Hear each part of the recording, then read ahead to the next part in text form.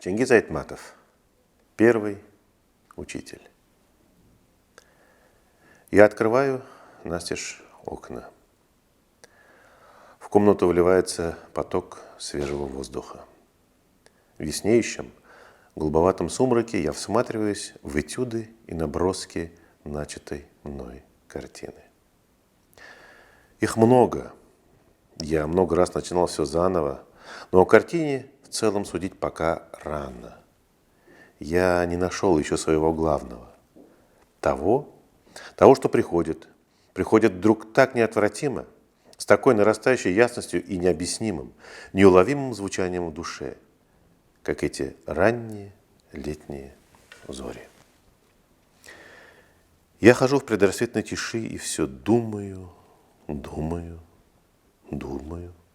И так каждый раз. Каждый раз я убеждаюсь в том, что моя картина еще только замысел. Я не сторонник того, чтобы заранее говорить и оповещать даже близких друзей о незаконченной вещи. Не потому, что я слишком ревниво отношусь к своей работе. Просто мне думается, трудно угадать, каким вырастет ребенок, который сегодня еще в люльке. Также трудно судить и о незавершенном, невыписанном произведении. Но на этот раз я изменяю своему правилу. Я хочу во всеуслышание заявить, а вернее поделиться с людьми своими мыслями о еще не написанной картине. Это не прихоть. Я не могу поступить иначе, потому что чувствую, мне одному это не по плечу. История, всколыхнувшая мне душу. История, побудившая меня взяться за кисть, кажется мне настолько огромной, что я один не могу ее объять. Я боюсь не донести. Я боюсь расплескать полную чашу. Я хочу, чтобы люди помогли мне советом, подсказали решение, чтобы они хотя бы мысленно стали со мной рядом у мольберта, чтобы они волновались вместе со мной. Не пожалейте жара своих сердец. Подойдите поближе. Я обязан рассказать вам эту историю. Наш аил Куркуреу расположен в предгорьях на широком плато, куда сбегаются из многих ущелий шумливые горные речки. Пониже аила раскинулась желтая долина, огромная казахская степь, окаймленная отрогами черных гор да темной черточкой железной дороги, уходящей за горизонт на запад, через равнину. А над аилом на бугре стоят два больших тополя. Я помню их с тех пор, как помню себя.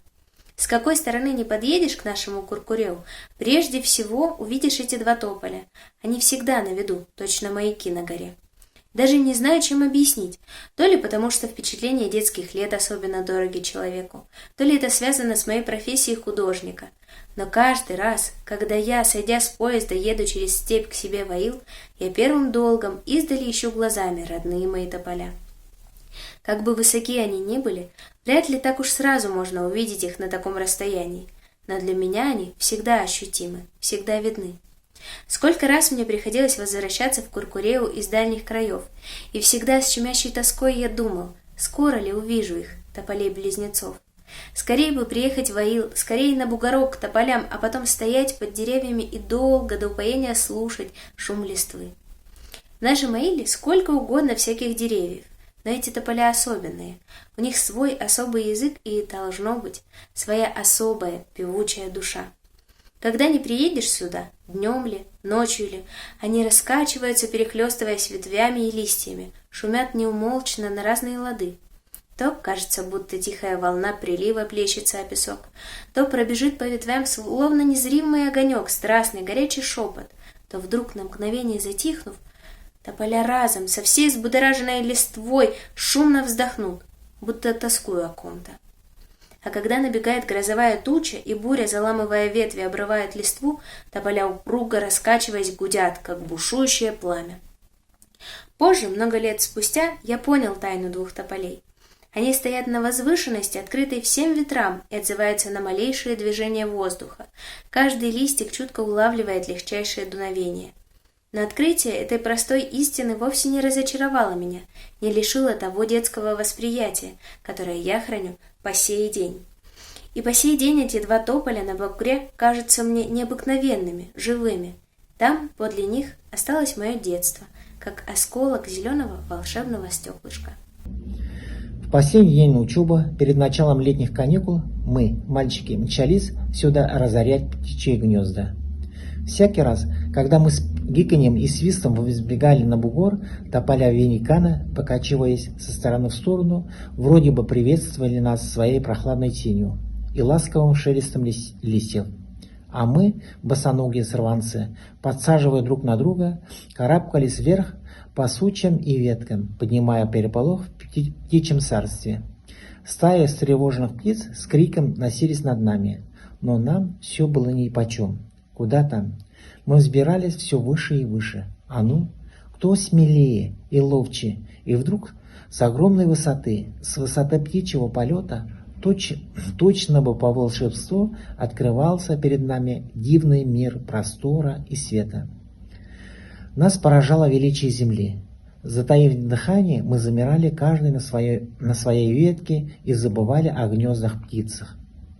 Колхозная конюшня, которую мы считали самым большим зданием на свете, отсюда казалась нам обыкновенным сарайчиком. А за аилом терялись мы с мутным мареве распростертая целинная степь. Мы всматривались в ее сизые дали, насколько хватал глаз. Видели еще много-много земель, о которых прежде не подозревали. Видели реки, о которых прежде не видали. Реки серебрились на горизонте тоненькими ниточками. Мы думали, притаившись на ветках, это ли край света, или дальше есть такое же небо, такие же тучи, степи и реки. Мы слушали, притаившись на ветках, неземные звуки ветров, а листья в ответ им дружно нашептывали о заманчивых загадочных краях, что скрывались за сизыми далями. Я слушал шум тополей, и сердце у меня колотилось от страха и радости, и под этот неумолчный шелест я силился представить себе те далекие дали. Лишь об одном, оказывается, я не думал в ту пору. Кто посадил здесь эти деревья? О чем мечтал? О чем говорил этот неизвестный, опуская в землю корни деревцев? С какой надеждой растил он их здесь, на взгорье? Этот бугор, где стояли тополя, у нас почему-то называли школой Дюшена. Помню, если случалось кому искать пропавшую лошадь, и человек обращался к встречному: «Слушай, не видел ты моего Гнедова?» Ему чаще всего отвечали: «Вон наверху возле школы Дюшена паслись ночью кони. Сходи, может, и своего там найдешь». Подражая взрослым, мы, мальчишки, не задумываясь, повторяли: «Айда, ребята, в школу Дюшена на тополя воробьев разгонять». Рассказывали, что когда-то на этом бугре была школа. Мы и следа ее не застали. В детстве я не раз пытался найти хотя бы развалины. Бродил, искал, но ничего не обнаружил. Потом мне стало казаться странным, что голый бугор называют школой Дюшена. И как-то спросил у стариков, кто он такой, этот Дюшен? Один из них небрежно махнул рукой. «Кто такой Дюшен? Да тот самый, что и сейчас тут живет, из рода хромой овцы». Давно это было. Дюшен в ту пору комсомольцем был. На бугре том стоял чей-то заброшенный сарай, а Дюшен там школу открыл, детей учил. Да разве же та школа была? Название одно. Ох, интересные же времена были. Тогда кто мог схватиться за гриву коня и вдеть ногу стремя, тот сам себе начальник. Так и Дюшен. Что взбрело ему в голову, то и сделал. А теперь и камешка не найдешь от того сарайчика. Одна польза, что название осталось. Я мало знал Дюшена. Помнится, это был пожилой уже человек. Высокий, угловатый, с нависшими орлиными бровями. Его двор был по ту сторону реки, на улице 2-й бригады. Когда я еще жил в Аиле, Дюшин работал колхозным мирабом и вечно пропадал на полях. Изредка он проезжал по нашей улице, подвязав к седлу большой китмень. И конь его был похож чем-то на хозяина, такой же костлявый, тонконогий. А потом Дюшин постарел, и говорили, что он стал возить почту. Но это к слову. Дело в другом. В моем тогдашнем понятии комсомолец — это горячий на работу и на слово джигит, самый боевой из всех в Аиле, который и на собрании выступит, и в газете о лодырях и расхитителях напишет. И я никак не мог себе представить, что этот бородатый, смирный человек был когда-то комсомольцем. Да к тому же, что самое удивительное, учил детей, будучи сам малограмотным. Нет, не укладывалось такое у меня в голове. Откровенно говоря, я считал, что это одна из многочисленных сказок, которые бытуют в нашем Аиле. Но все оказалось совсем не так. Прошлой осенью я получил из Аила телеграмму. Земляки приглашали меня на торжественное открытие новой школы, которую колхоз построил своими силами. Я сразу решил ехать. Не мог же я в такой радостный день для нашего Аила усидеть дома. Я выехал даже на несколько дней раньше. Поброжу, думал, погляжу, сделаю новые зарисовки. Из приглашенных ждали, оказывается, и академика Сулейманову. Мне сказали, что она пробудет здесь день-два и отсюда поедет в Москву.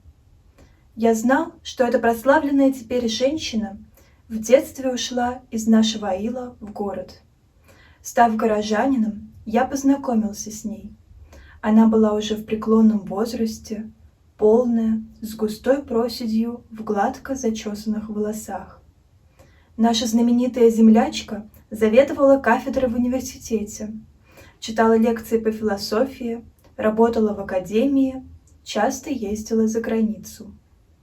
Словом, человеком она была занятым, и мне не удавалось познакомиться с ней поближе.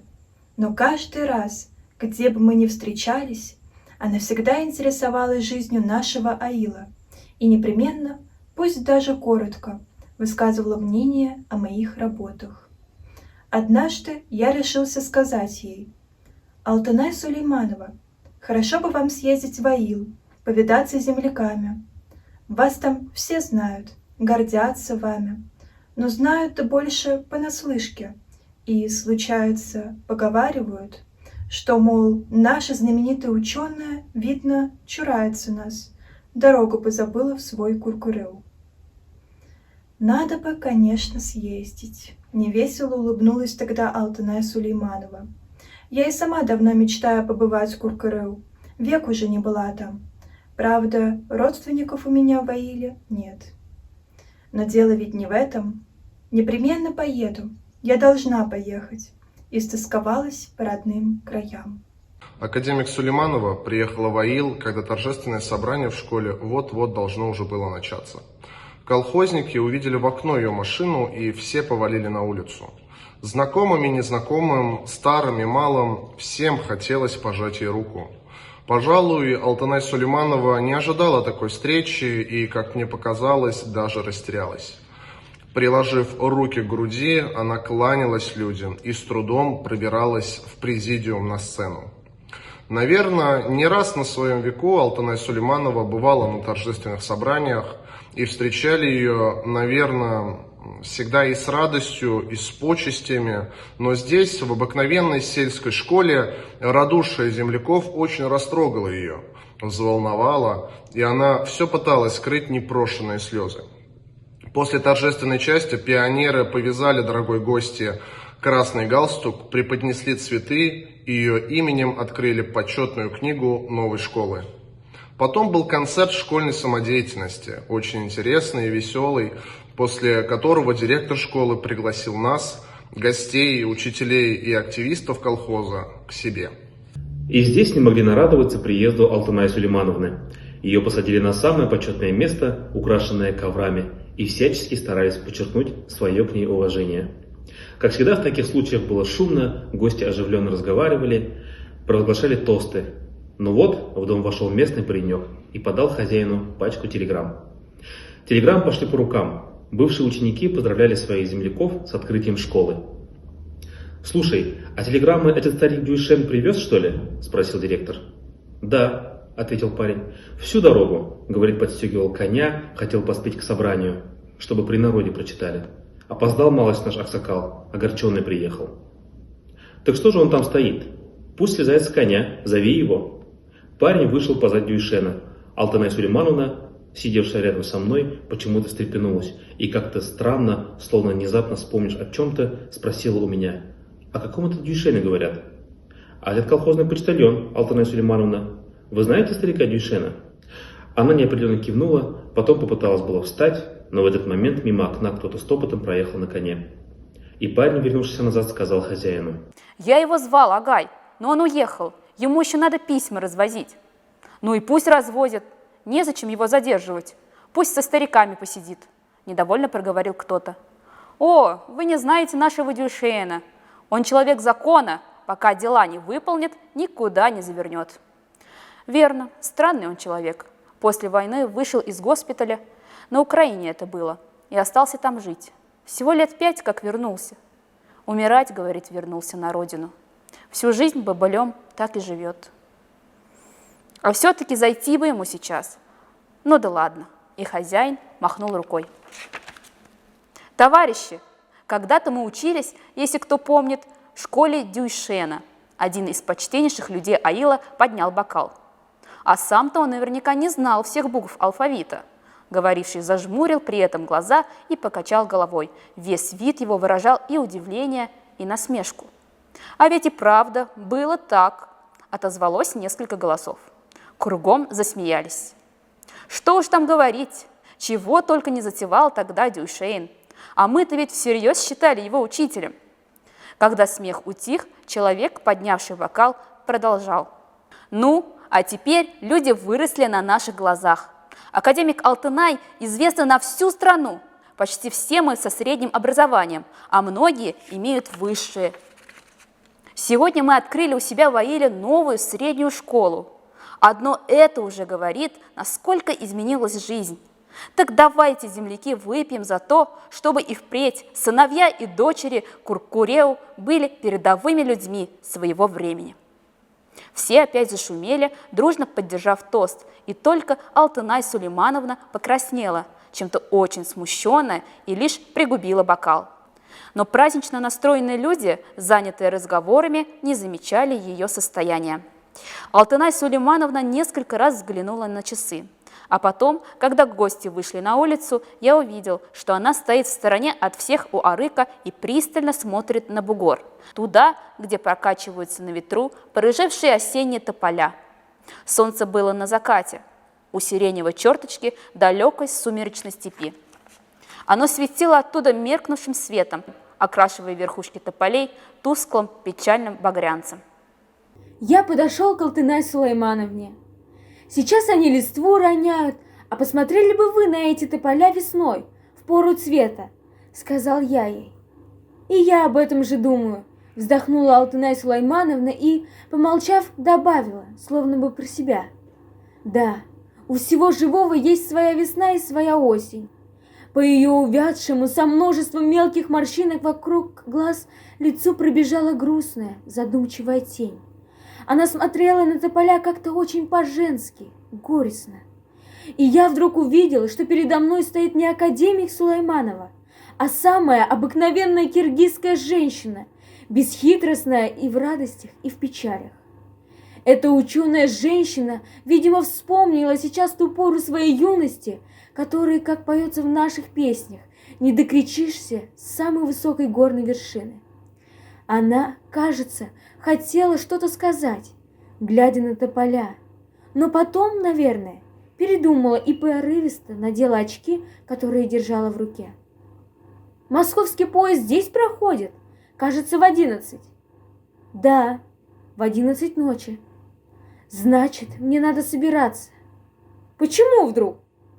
«Алтынай Сулеймановна, Вы же обещали побыть здесь несколько дней. Народ вас не отпустит. Нет, у меня срочные дела. Я должна сейчас же ехать. Как не уговаривали ее земляки, как не выражали они свою обиду, Алтынай Сулаймановна была неумолима. Тем временем стало смеркаться. Огорченные земляки посадили ее в машину, взяв слово, что она приедет в другой раз на неделю, а то и больше. Я поехал проводить Алтынай Сулаймановну до станции. Почему Алтынай Сулаймановна так неожиданно заторопилась? Обидеть земляков, тем более в такой день, мне показалось просто неразумным.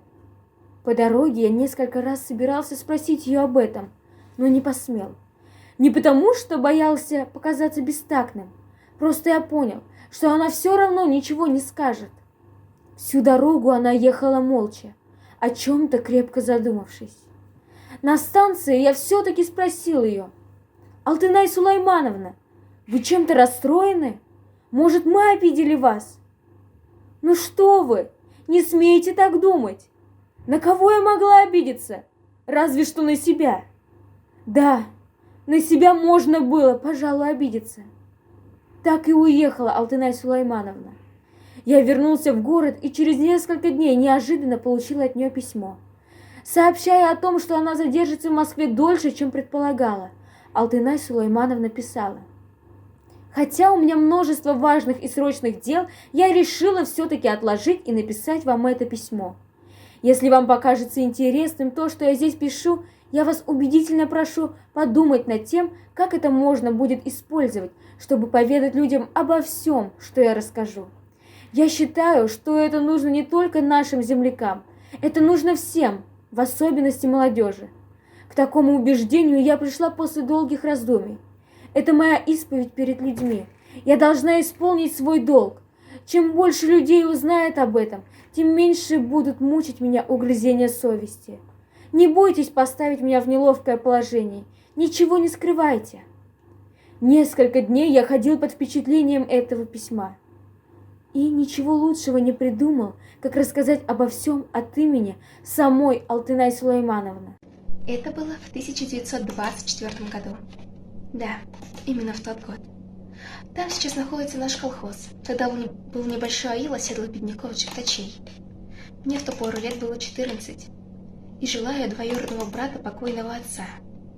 Матери у меня тоже не было. Еще осенью, вскоре после того, как те, что побогаче, отправились в горы на зимовье, к нам в аил пришел незнакомый парень в солдатской шинели. Я запомнила его шинель, потому что она была почему-то из черного сукна. Появление человека в казачьей шинели явилось для нашего аила, отдаленного от дорог, примкнувшего где-то возле гор, настоящим сокровищем. Сперва утверждали, что в армии он ходил в командирах, а потому и в аиле будет начальником. Потом оказалось, что он вовсе никакой не командир, а сын того самого Таштамбека, который ушел из аила на железную дорогу еще в голод много лет назад. Да так и пропал. А его сын, Дюшен, будто прислан в аил для того, чтобы открыть здесь школу и учить детей. В те времена такие слова, как школа, учеба, были в новинку, и люди не очень-то в них разбирались. Кто-то верил слухам, кто-то считал, что это все байки, сплетни, и быть такого вообще не может. И вообще бы забыли о школе, если бы вскоре не созвали народ на сходку. Мой дядя долго ворчал. Это еще все собрание такое, вечно отрывают от дела по всяким пустякам. Но потом все-таки оседлал свою лошаденку и поехал на собрание верхом, как и положено всякому уважающему себя мужчине. Вслед за ним, вместе с соседскими ребятами, увязалась и я. Когда, запыхавшись, прибежали на пригорок, где обычно проходили сходки, там уже перед кучей пеших и конных людей выступал тот самый бледнолицый парень в черной шинели. Мы не могли расслышать его слов и придвинулись было поближе. Но тут старик в драной шубе, словно очнувшись, торопливо перебил его. «Слушай, сынок», — начал он, заикавшись с скороговоркой, — «раньше детей учили мулы, а твоего отца мы знали, такая же голодьба, как и мы. Так скажи на милость, когда это ты успел заделаться мулой? Я не мула, Аксакал. Я комсомолец, быстро отозвался Дюйшен. А детей теперь будут учить не мулы, а учителя. Я обучался грамоте в армии и до этого малость учился. Вот такое, мула. Ну, это дело. Молодец! Раздались одобрительные возгласы. Так вот, комсомол призвал меня учить ваших детей. А для этого нам нужна какое-нибудь помещение. Я думаю устроить школу с вашей помощью, конечно, вон в той старой конюшне, что стоит на бунге. Что скажете на это, земляки? Люди замаялись, будто бы прикидывая в уме, куда это гнет этот пришлый. Молчание прервал Салтыкул-спорщик, прозванный так за свою несговорчивость. Он давно уже прислушивался к разговорам, облокотясь на луку седла, и издалека поплевывал сквозь зубы. «Ты постой, парень!» — проговорил Салтыкул, прищуривая глаз, словно бы прицеливаясь. «Ты лучше скажи, зачем она нам школа?» «Как зачем?» — растерялся Дюйшен. «А верно ведь!» — подхватил кто-то из толпы. И все разом зашевелились, зашумели. «Мы испокон веков жили дюхатским трудом, нас кетмить кормят, и дети наши жить будут так же. На кой черт нам ученье? Грамота начальникам требуется, а мы простой народ, и не морочь нам голову!» Голоса приутихли. «Так неужели вы против того, чтобы ваши дети учились?» — спросил ошарашенный Дюйшен, пристально вглядываясь в лица окружающих его людей. «А если против, то что, силком заставишь? Прошли те времена, мы теперь народ свободный, как хотим, так и будем жить!» Кровь схлынула с лица Дюйшена. Обрывая дрожащими пальцами крючки шинели, он вытащил из кармана гимнастерки лист бумаги, сложенный вчетверо, и, торопливо развернув его, поднял над головой. «Значит, вы против этой бумаги, где сказано об обучении детей, где поставлена печать советской власти? А кто вам дал землю, воду? Кто дал вам волю? Ну, кто против законов советской власти? Кто? Отвечай!» Он выкрикнул слово «отвечай» с такой звенящей, гневной силой, что оно, как пуля, прорезало теплынь осенней тишины и, словно выстрел, отозвалось коротким эхом в скалах. Никто не проронил ни слова. Люди молчали, понурив головы. «Мы бедняки», — уже тихо проговорил Дюйшен. «Нас всю жизнь топтали и унижали. Мы жили в темноте. А теперь советская власть хочет, чтобы мы увидели свет, чтобы мы научились читать и писать. А для этого надо учить детей». Дюйшен выжидающе умолк. И тогда тот самый в драной шубе, что спрашивал его, как он сделался мулой, пробормотал примирительным тоном: «Ладно уж, учи, если тебе охота. Нам-то что? Мы не против закона. Но я прошу вас помочь мне. Нам надо отремонтировать эту байскую конюшню на горе. Надо перекинуть мост через речку. Дрова нужны школе». «Погоди, Джигит, очень уж ты прыткий», — оборвал Дюйшена несговорчивый Сатымкул. Сплюнув сквозь зубы, он опять прищурил глаз, словно бы прицеливаясь. «Вот ты на весь аил кричишь, школу буду открывать, а поглядеть на тебя, ни шубы на тебе, ни коня под тобой, ни землицы вспаханной в поле, хотя бы с ладонь, ни единой скотинки во дворе. Так как же ты думаешь жить, дорогой человек? Разве что чужие табуны угонять. Только у нас их нет. А уж кого табуны есть, те в горах. Дюшен хотел ответить что-то резкое, но сдержал себя и негромко сказал: «Проживу как-нибудь, жалование буду получать». Давно бы так». И Сатымкул, очень довольный собой, с победоносным видом выпрямился в седле, сказал: «Вот теперь все ясно. Ты, Джигит, сам делай свои дела и на свое жалование детей учи. В казне денег хватит. А нас оставь в покое. У нас, слава богу, своих забот полон рот». И с этими словами Сатымкул повернул коня и поехал домой. Вслед за ним потянулись и другие. А Дюйшен так и остался стоять, держа в руке свою бумагу. Он, бедняга, не знал, куда ему теперь податься. Мне стало жаль Дюйшена. Я смотрела на него, не открывая глаз, пока мой дядя, проезжая мимо, не окликнул меня: «А ты, косматая, что тут делаешь? Что рот разинула? А ну, беги домой!» И я кинулась догонять ребят. Ишь ты, и они уже повадились на сходке. А другой день, когда мы, девчонки, пошли по воду, нам встретился у реки Дюйшен. Он перебирался вброд на другой берег с лопатой, китменем, топором и каким-то старым ведром в руках.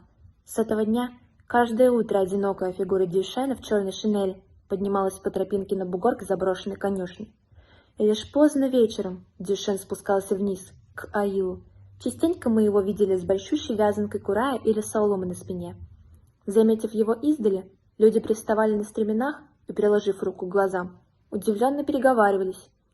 «Слушай, да это не как учитель Дюйшен несет вязанку?» «Он самый». «Эх, бедняга, учительское дело тоже, видно, не из легких. А ты как думал? Гляди, сколько прет на себе, не хуже, чем байский батрак. А послушаешь его речи? Так куда там? Ну, это потому, что бумага у него с печатью, в ней вся сила». Как-то раз, возвращаясь с полными мешками кизяка, которые обычно собирали в предгорье над Аилом, мы завернули к школе. Интересно было посмотреть, что там делает учитель. Старый глинобитный сарай прежде был байской конюшней. Зимой здесь держали кобыл, ожребившихся в ненастье. После прихода советской власти бай куда-то откочевал, а конюшня так и осталась стоять. Никто сюда не ходил, а все вокруг поросло репьем да колючками. Теперь сорняки, вырубленные с корнем, лежали в стороне, собранные в кучу. Двор был расчищен. Обвалившиеся, размытые дождями стены были подмазаны глиной, а скособоченная, рассохшаяся дверь, вечно болтавшаяся на одной петле, оказалась починенной и прилаженной на место.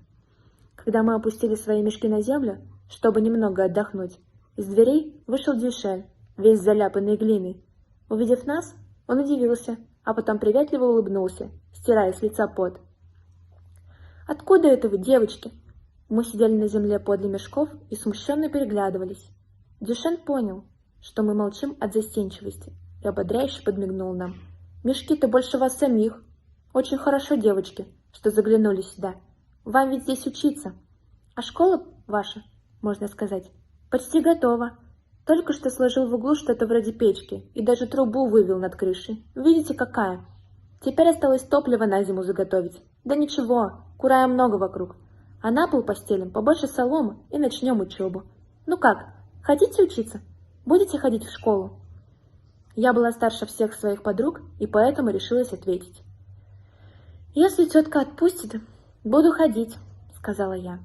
«Ну почему же не отпустит? Отпустит, конечно. А как тебя звать?» «Алтынай», — ответила я, прикрывая ладонью колено, видневшееся сквозь дыру на подоле. «Алтынай? Хорошее имя». Он улыбнулся как-то хорошо, что на сердце потеплело. «Ты чья будешь?» Я промолчала, не любила, когда меня жалели. «Сирота она, у дяди живет. — подсказали подруги. «Так вот, Алтынай», — снова улыбнулся мне Дюшен, — «ты и других ребят веди в школу. Ладно, и вы, девочки, приходите. Ладно, дяденька, меня учителем зовите. А хотите посмотреть школу? Заходите, не робейте». «Нет, мы пойдем, нам надо домой», — застеснялись мы. «Ну, хорошо, бегите домой. Посмотрите потом, когда придете учиться. А я еще разок схожу за кураем, пока не стемнело». Прихватив веревку и серп, Дюшен пошел в поле. Мы тоже поднялись, взвалили на спину мешки и засеменили к Аилу. Мне вдруг пришла в голову неожиданная мысль. «Стойте, девочки!» — крикнула я своим подругам. «Давайте высыплем кизяки в школе, все больше топлива на зиму будет. А домой придем с пустыми руками? Ишь ты, умная какая! Да мы вернемся и насобираем еще. Нет уж, поздно будет, дома заругают». И уже не ожидая меня, девочки заторопились домой. До сих пор не могу понять, что заставило меня в тот день решиться на такое дело. То ли я обиделась на подруг за то, что не послушались меня и потому решила настоять на своем, то ли от того, что с малых лет моя воля, мои желания были захоронены под окриками и подзатыльниками грубых людей. Но мне вдруг захотелось хоть чем-нибудь отблагодарить незнакомого в сущности человека за его улыбку, от которой потеплело на сердце, за его небольшое доверие ко мне, за его несколько добрых слов. Я хорошо знаю, я убеждена в этом, что настоящая судьба моя, вся моя жизнь со всеми ее радостями и муками началась именно в тот день, с того самого мешка кизяка. Я говорю так, потому что именно в тот день я первый раз за всю свою жизнь, не задумываясь, не боясь наказания, решила и сделала то, что посчитала нужным. Когда подружки покинули меня, я бегом вернулась к школе Дюшена, опорожнила мешок под дверью и тут же пустилась со всех ног по лощинам и балкам предгорья собирать кизяк. Я бежала, не думая куда, словно бы от избытка сил, и сердце мое билось в груди так радостно, словно бы я совершила величайший подвиг, и солнце словно бы знало, отчего я так счастлива. Да, я верю, что оно знало, почему я так легко и вольно бегу, потому что я сделала маленькое доброе дело. Солнце уже склонилось к холмам, но оно, казалось, мне медлило, не скрывалось, оно хотело наглядеться на меня. Оно украшало мою дорогу, пожухлая осенняя земля стелилась под ногами в багряных, розовых и лиловых красках. Мерцающим пламенем проносились по сторонам метелки сухих чиняков. Солнце горело огнем на посеребряных пуговицах моего испещренного заплатами бешмета. А я все бежала вперед и мысленно ликовала, обращаясь к земле, к небу и ветру. «Смотрите на меня! Смотрите, какая я гордая! Я буду учиться! Я пойду в школу и поведу за собой других!» Не знаю, долго ли я так бежала, но потом вдруг опомнилась. Надо собирать кизяк. И вот странность какая. Все лето здесь бродило столько скота, и столько здесь кизяка было всегда на каждом шагу, а сейчас его точно земля проглотила. А может, я просто не искала? Я перебегала с места на место, и чем дальше, тем реже находила кизяк. Тогда я подумала, что не успею засветло набрать полный мешок, и перепугалась, и заметалась по кустам чия, заторопилась. Набрала кое-как полмешка. Тем временем угас закат. В лощинах стало быстро темнеть. Никогда еще не оставалась я одна в поле в такую позднюю пору. Над безлюдными, безмолвными холмами нависло черное крыло ночи. Я, не помня себя от страха, я перекинула мешок за плечо и бросилась бежать к Аилу. Мне было жутко. Быть может, я даже закричала бы, заплакала, но меня удерживала от этого, как ни странно, безотчетная мысль о том, что сказал бы учитель Дюшен, если бы увидел меня такой беспомощной. И я крепилась, запрещая себе лишний раз оглянуться. Точно бы учитель наблюдал за мной со стороны. Я прибежала домой, запыхавшись в поту и пыли. Тяжело дыша, переступила порог. Тетка, сидевшая в огне, угрожающе поднялась мне навстречу. Она была злая и грубая женщина. «Ты где-то пропадала?» Подступила она ко мне, и я слова не успела вымолвить, как она выхватила у меня мешок и швырнула его в сторону. «И это все, что ты собрал за весь день?» Подружки мои, оказывается, успели ей насплетничать. «Ах ты, черномазая тварь, что тебя понесло в школу? Почему ты не подохла там, в этой школе?» Тетка схватила меня за ухо и принялась колотить по голове. «Сирота поганая, волчонок никогда не станет собачкой. У людей дети в дом тащат, а она из дома. Я тебе покажу школу. Посмей только близко подойти. Ноги переломаю. Ты у меня попомнишь школу. Я молчала. Я только старалась не кричать. Но потом, приглядывая за огнем в очаге, я плакала беззвучно, украдкой, тихо поглаживая нашу серую кошку. А кошка, между прочим, всегда знала, когда я плачу, и прыгала ко мне на колени. Я плакала не от теткиных побоев. Нет, к ним мне было не привыкать. Я плакала потому, что поняла. Тетка ни за что не пустит меня в школу. Дня через 2 после этого ранним утром в Аиле беспокойно залаяли собаки. Послышались громкие голоса. Оказывается, это Дюйшен ходил по дворам, собирая детей в школу. Тогда не было улиц, подслеповатые серые мазанки наши были беспорядочно разбросаны по Аилу. Каждый селился там, где ему заблагорассудится. Дюйшен и с ней ребятишки шумной гурьбой переходили от двора к двору. Наш двор стоял с самого края. Мы с теткой как раз рушили просов деревянной ступем, а дядя откапывал пшеницу, хранившуюся в яме возле сарая. Он собирался везти зерно на базар. Мы, как молотобойцы, поочередно ударяли тяжелыми тостами, но я еще успевала украдкой глянуть, далеко ли учитель. Я боялась, что он не дойдет до нашего двора. И хотя я знала, что тетка не отпустит меня в школу, все-таки мне очень хотелось, чтобы Дюйшен пришел сюда, чтобы он хотя бы увидел, где я живу. И я молила про себя учителя, чтобы он не повернул обратно, не дойдя до нас. «Здравствуйте, хозяйка! Да поможет вам Бог! А Бог не поможет, так мы всем гуртам поможем. Смотрите, сколько нас!» Шуткой приветствовал тетку Дюйшен, ведя с собой будущих учеников. Она что-то промычала в ответ, а дядя, тот даже головы из ямы не поднял. Это не смутило Дюйшена. Он деловито опустился на колоду, что лежала посреди двора, достал карандаш и бумагу. «Сегодня мы начинаем учебу в школе. Сколько лет вашей дочке?»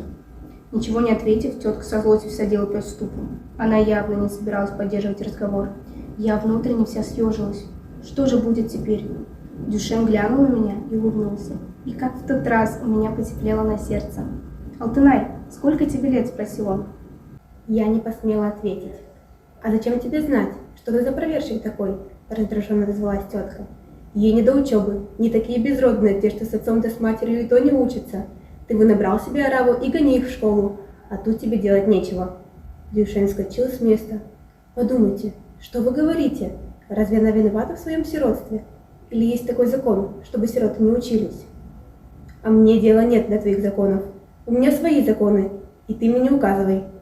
Законы у нас одни, и если эта девочка вам не нужна, то она нам нужна, советской власти нужна. А пойдете против нас, так и укажем». «Да откуда ты взялся, начальник такой?» – вызывающе подбоченилась тетка. «Кто же, по-твоему, должен распоряжаться ею? Я ее кормлю и пою, или ты, сын бродяги и сам скиталец?» Кто знает, чем бы все это кончилось, если бы в этот момент не показался из ямы голый по пояс дядя. Он терпеть не мог, когда жена лезла не в свои дела, забывая, что в доме есть муж, хозяин. Он нещадно бил ее за это, и в этот раз, видно, закипела в нем злоба. «Эй, баба!» – гаркнул он, выбираясь из ямы. «С каких это пор ты стала головой в доме? С каких это пор ты стала распоряжаться? Поменьше болтай, побольше делай. А ты, сын Таштанбека, забирай девчонку. Хочешь – учи, хочешь – изжарь ее. А ну, убирайся со двора». «Ах так? Она будет шляться по школам? А дома? А по хозяйству кто? Все я?» – заголосила была тетка. Ну, может, цыкнул на нее. Сказано – все. Нет хода без добра. Вот так суждено мне было пойти в первый раз в школу. С этого дня каждое утро Дюйшен собирал нас по дворам. Когда мы в первый раз пришли в школу, учитель усадил нас на разосланную по полу солому и дал каждому по тетрадке, карандашу и по дощечке. «Дощечки положите на колени, чтобы удобнее было писать», — объяснил Дюйшен. Потом он показал на портрет русского человека, приклеенный к стене. «Это Ленин», — сказал он. На всю жизнь запомнила я тот портрет. Впоследствии он почему-то больше не встречался, и про себя я называю его Дюйшеновским. На том портрете Ленин был в несколько мешковатом военном френче, осунувшийся, с отросшей бородой. Раненая рука его висела на повязке, из-под кепки сдвинулся на затылок, спокойно смотрели внимательные глаза. Их мягкий, согревающий взгляд, казалось, говорил нам: «Если бы вы знали, дети, какое прекрасное будущее ожидает вас». Мне казалось в ту тихую минуту, что он и в самом деле думает о моем будущем. Судя по всему, у Дюйшена давно хранился этот портрет, отпечатанный на простой плакатной бумаге. Он потерся на сгибах, края его оттрепались. Но кроме этого портрета больше ничего в школьных 4 стенах не было. «Я научу вас, дети, читать и считать. Покажу, как пишутся буквы и цифры», — говорил Дюшен. «Буду учить вас всему, что знаю сам». И действительно, он учил нас всему, что знал сам, проявляя при этом удивительное терпение. Склоняясь над каждым учеником, он показывал, как нужно держать карандаш, а потом с увлечением объяснял нам непонятные слова. Думаю сейчас об этом и диву даюсь, как этот малограмотный парень, сам с трудом читавший по слогам, не имевший под рукой ни единого учебника, даже самого обычного букваря, как он мог отважиться на такое поистине великое дело. Шутка ли учить детей, чьи деды и прадеды до 7-го колена были неграмотны? И, конечно же, Дюшен не имел ни малейшего представления о программе и методике преподавания. Вернее всего, он и не подозревал о существовании таких вещей. Дюшен учил нас так, как умел, как мог, как казалось ему нужным, что называется, по наитию. Но я больше чем убеждена, что его чистосердечный энтузиазм, с которым он взялся за дело, не пропал даром. Сам того не ведая, он совершил подвиг. Да, это был подвиг, потому что в те дни нам, киргизским детям, нигде не бывавшим за пределами Аила, в школе, если можно так назвать ту самую мазанку с зияющими щелями, через которую всегда были видны снежные вершины гор, вдруг открылся новый, неслыханный и невиданный прежде мир. Именно тогда мы узнали, что город Москва, где живет Ленин, во много-много раз больше, чем Аулиэта, чем даже Ташкент, и что есть на свете моря большие-большие, как Таласская долина, и что по тем морям плавают корабли, громадные, как горы. Мы узнали о том, что керосин, который привозят с базара, добывается из-под земли. И мы уже тогда твердо верили, что когда народ заживет побогаче, наша школа будет помещаться в большом белом доме с большими окнами, и что ученики там будут сидеть за столами. Как постигнув азы, еще не умея написать «мама», «папа», мы уже вывели на бумаге «Ленин». Наш политический словарь состоял из таких понятий, как «бай», «батрак», «советы». А через год Дюшен обещал научить нас писать слово «революция». Слушая Дюшена, мы мысленно сражались вместе с ним на фронтах с белыми. А о Ленине он рассказывал так взволнованно, словно видел его своими глазами. Многое из того, что он говорил, как я теперь понимаю, было сложенными в народе сказаниями о великом вожде. Но для нас, Дюшеновых учеников, все это представлялось такой же истиной, как то, что молоко белое. Однажды, без всякой задней мысли, мы спросили: «Учитель, а вы с Лениным за руку здоровались?» И тогда наш учитель сокрушенно покачал головой: «Нет, дети, я никогда не видел Ленина». Он виновато вздохнул. Ему было неловко перед нами. В конце каждого месяца Дюшен отправлялся по своим делам в волость. Он ходил туда пешком и возвращался через 2-3 дня. Мы по-настоящему тосковали в эти будни. Будь у меня родной брат, я и его, пожалуй, не ждала бы с таким нетерпением, как ждала возвращения Дюшена. Тайком, чтобы не заметила тетка, я то и дело выбегала на задворки и подолгу глядела в степь на дорогу. Когда же покажется учитель с котомкой за спиной? Когда же я увижу его улыбку, согревающую сердце? Когда же услышу его слова, приносящие знания? Среди учеников Дюшена я была самой старшей. Возможно, поэтому я и училась лучше других. Хотя, мне кажется, не только поэтому. Каждое слово учителя, каждая буква, показанная им, все для меня было свято. И не было для меня ничего важнее на свете, чем постигнуть то, чему учил Дюшен. Я берегла тетрадь, которую он дал мне, и потому выводила буквы острием серпа на земле, писала углем на дувалах, прутиком на снегу и на дорожной пыли. И не было для меня на свете никого ученее и умнее Дюшена. Дело шло к зиме. На первых снегов мы ходили в школу вброд через каменистую речку, что шумела под бугром. А потом ходить стало невмоготу, ледяная вода обжигала ноги. Особенно страдали малыши, у них даже слезы навертывались на глаза. И тогда Дюйшен стал на руках переносить их через речку. Он сажал одного на спину, другого брал на руки и так по очереди переправлял всех учеников. Сейчас, когда я вспоминаю об этом, мне просто не верится, что именно так все и было. Но тогда, то ли по невежеству своему, то ли по недомыслию, люди смеялись над Дюйшеном. Особенно богачи, что зимовали в горах и приезжали сюда только на мельницу. Сколько раз, поравнявшись с нами у брода, таращили они на Дюйшена глаза, проезжая мимо в своих красных лисьих малахаях и в богатых овчинных шубах на сытых диких конях. Кто-нибудь из них, прыская со смеху, подталкивал соседа. «Гляди-ка, одного тащит на спине, а другого на руках». И тогда другой, подстегивая храпящего коня, добавлял: «Эх, провалиться мне сквозь землю, не знал я раньше, вот кого надо было взять во вторые жены». И, обдавая нас брызгами и комьями грязи из-под копыт, они с хохотом удалялись. Как мне хотелось тогда догнать этих тупых людей, схватить их коней под узцы и крикнуть им в глумящиеся рожи: «Не смейте так говорить о нашем учителе! Вы глупые, дурные люди!» Но кто внял бы голосу безответной девчонки? Им не оставалось лишь глотать горючие слезы обиды. А Дюйшен точно бы не замечал оскорблений, вроде бы такого ничего и не слышал. Придумает, бывало, какую-нибудь шутку-прибаутку и заставить нас смеяться, позабыв обо всем. Сколько ни старался Дюйшен, не удавалось ему достать леса, чтобы построить мостик через речку. Как-то раз, возвращаясь из школы и переправив малышей, мы не остались с Дюйшеном на берегу.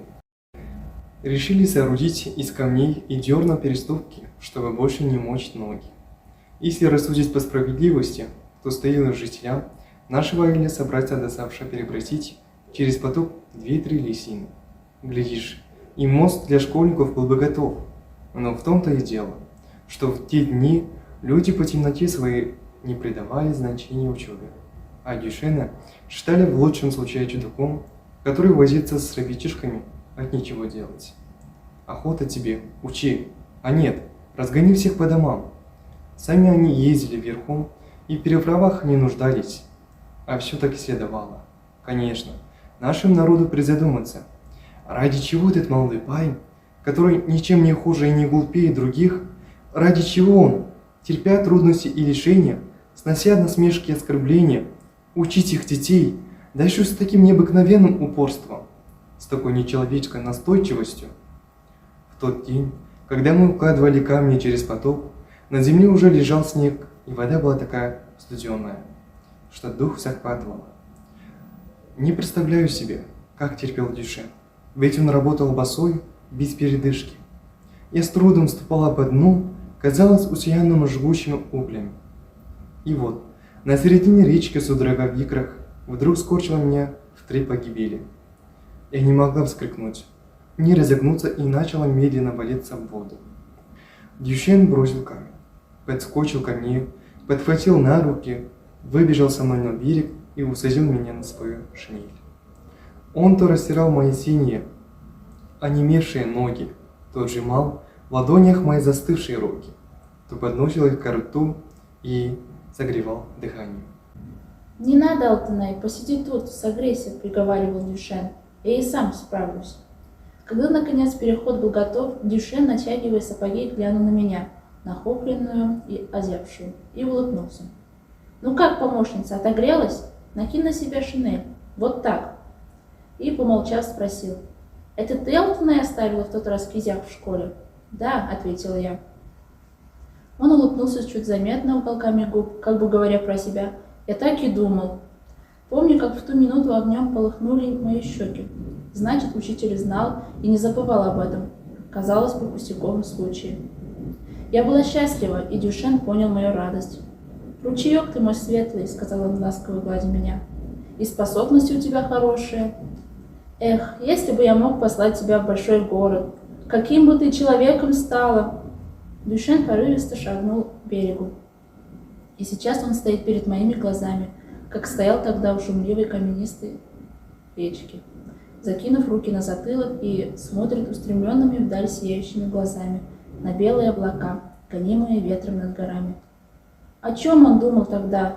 Может быть, и правда в мечтах своих отправлял меня учиться в большой город?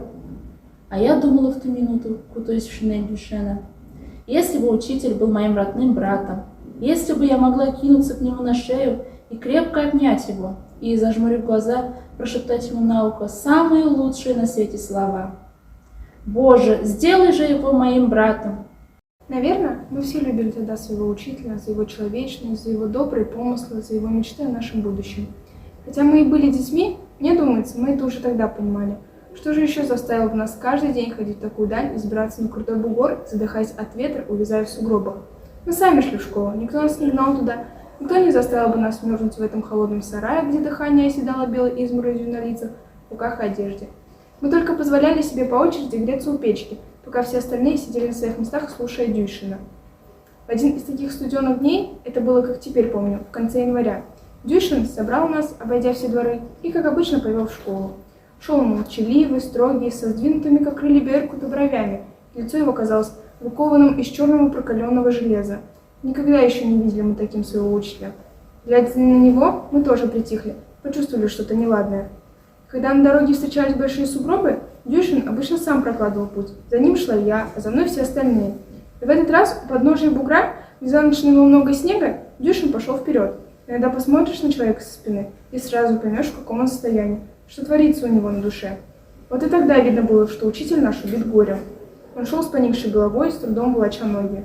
Я до сих пор помню страшное чередование перед глазами черного и белого. Мы взбирались гуськом на бугор, по черной шинелью горбилась спина Дюйшена. А выше по крутизне над ним горбилась верблюжьими хребтинами белые сугробы, и ветер срывал с них поземку. А еще выше, в белом мутном небе, темнела одинокая черная туча. Когда мы пришли, Дюйшен не стал растапливать печь. «Встаньте!» — приказал он. Мы поднялись. «Снимите шапки». Мы послушно обнажили головы, и он тоже сорвал с головы буденовку. Мы не понимали, к чему это, и тогда учитель сказал простуженным, прерывающимся голосом: «Умер Ленин. По всей земле люди стоят сейчас в трауре, и вы стойте на своих местах. Замрите. Смотрите вот сюда, на портрет. Пусть запомнится вам этот день». В нашей школе стало так тихо, будто ее накрыла лавина, и слышно было, как ветер врывается в щели. И слышно было, как снежинки с шорохом падают на солому. В тот час, когда онемели неумолчные города, когда затихли содрогавшие землю заводы, когда замерли на путях грохочущие поезда, когда весь мир погрузился в траур, в тот скорбный час и мы, частица, маленькая частица, частица народа, затаив дыхание, торжественно стояли в карауле вместе со своим учителем там, где в неведомом никому промерзшем сарае, именуемой школой, и прощались с Лениным, мысленно считая себя самыми близкими ему людьми, больше всех горюющими о нем. А наш Ленин в своем несколько мешковатом военном френче с рукой на перевязи все так же смотрел на нас со стены. И все так же говорил нам своим ясным, чистым взглядом: «Если бы вы знали, дети, какое прекрасное будущее ожидает вас». И чудилось мне в ту тихую минуту, что он и в самом деле думает о моем будущем. Потом Дюшен вытер глаза рукавом и сказал: «Я ухожу сегодня в волость. Я иду вступать в партию. Вернусь через 3 дня. И эти 3 дня мне всегда представляются самыми суровыми из всех зимних дней, которые мне пришлось пережить. Словно бы какие-то могучие силы природы пытались восполнить на земле место великого человека, ушедшего из нашего мира. Гудел, не стихая, ветер в яру, кружили снежные метели, железно звенел мороз. Не находила себе покоя стихия, металась, билась в плече о землю. Притих наш аил, примолк под горами, смутно темнеющими в низких наплывах туч. Из-за вьюжных труб тянулись тоненькие дымки, люди не выходили из домов. Да к тому еще залютовали вдруг волки, обнаглели, днем появлялись на дорогах, а по ночам рыскали вблизи аила и до самого рассвета выли голодным, истошным воем. Боялась я почему-то за нашего учителя. Как он там в такие холода, без шубы, в одной шинели? А в тот день, когда Дюшен должен был вернуться, я совсем потеряла голову. Чуяло, видно, сердце что-то недоброе. То и дело выбегала я из дома, смотрела в заснеженную безлюдную степь. Не покажется ли учитель на дороге? Но не видно было ни души.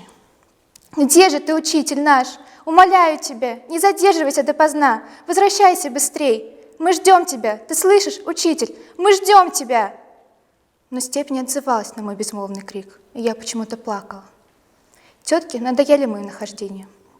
«Ты дашь сегодня покой дверям? А ну, садись на свое место, берись за пряжу, детей поморозила. Попробуй, выскочи еще!» Пригрозила она мне пальцем и больше не выпускала из дома. Вечерело уже, а я так и не знала, вернулся учитель или нет, и от этого не находила себе места. То утешалась мыслью, что Дюшин, пожалуйста, уже в ауле, ведь не было еще случая, чтобы он не вернулся в обещанный день. То вдруг казалось мне, что он заболел, и поэтому идет медленно, а поднимается буран, так и заблудиться недолго ночью в степи. Работа не клеилась, руки не слушались меня, пряжа то и дело обрывалась, и это бесило тетку. «Да что же с тобой сегодня? Руки у тебя деревянные, что ли?» Все больше свирепела она, косясь на меня, а потом терпение ее лопнуло. «Ух, погибели на тебя нету! Иди-ка лучше отнеси старухе Скайлу ихний мешок». Я чуть подпрыгнула от радости, ведь Дюшин жил как раз у старухи Сайкал. Старики Сайкал и Картанбай доводились мне дальними родственниками по матери. Прежде я частенько у них бывала, а иной раз даже и ночевать оставалась. Вспомнила ли тетка об этом, или Бог ей так подсказал, но, сунув мне мешок, она добавила: «Ты сегодня осточертвела мне, как толокно в голодный год. Ступай, и если позволят старики, переночуй там, иди с глаз моих долой». Я выскочила во двор, ветер бесновался, как шаман, захлебывался, а потом внезапно накидывался, швыряя в разгоряченное лицо пригоршни колючего снега. Я зажала мешок под мышкой и пустилась бежать в другой конец аила, по свежему раскиданному следу конских копыт. А голову точила только одна мысль: вернулся ли учитель? Прибежала, а его нет.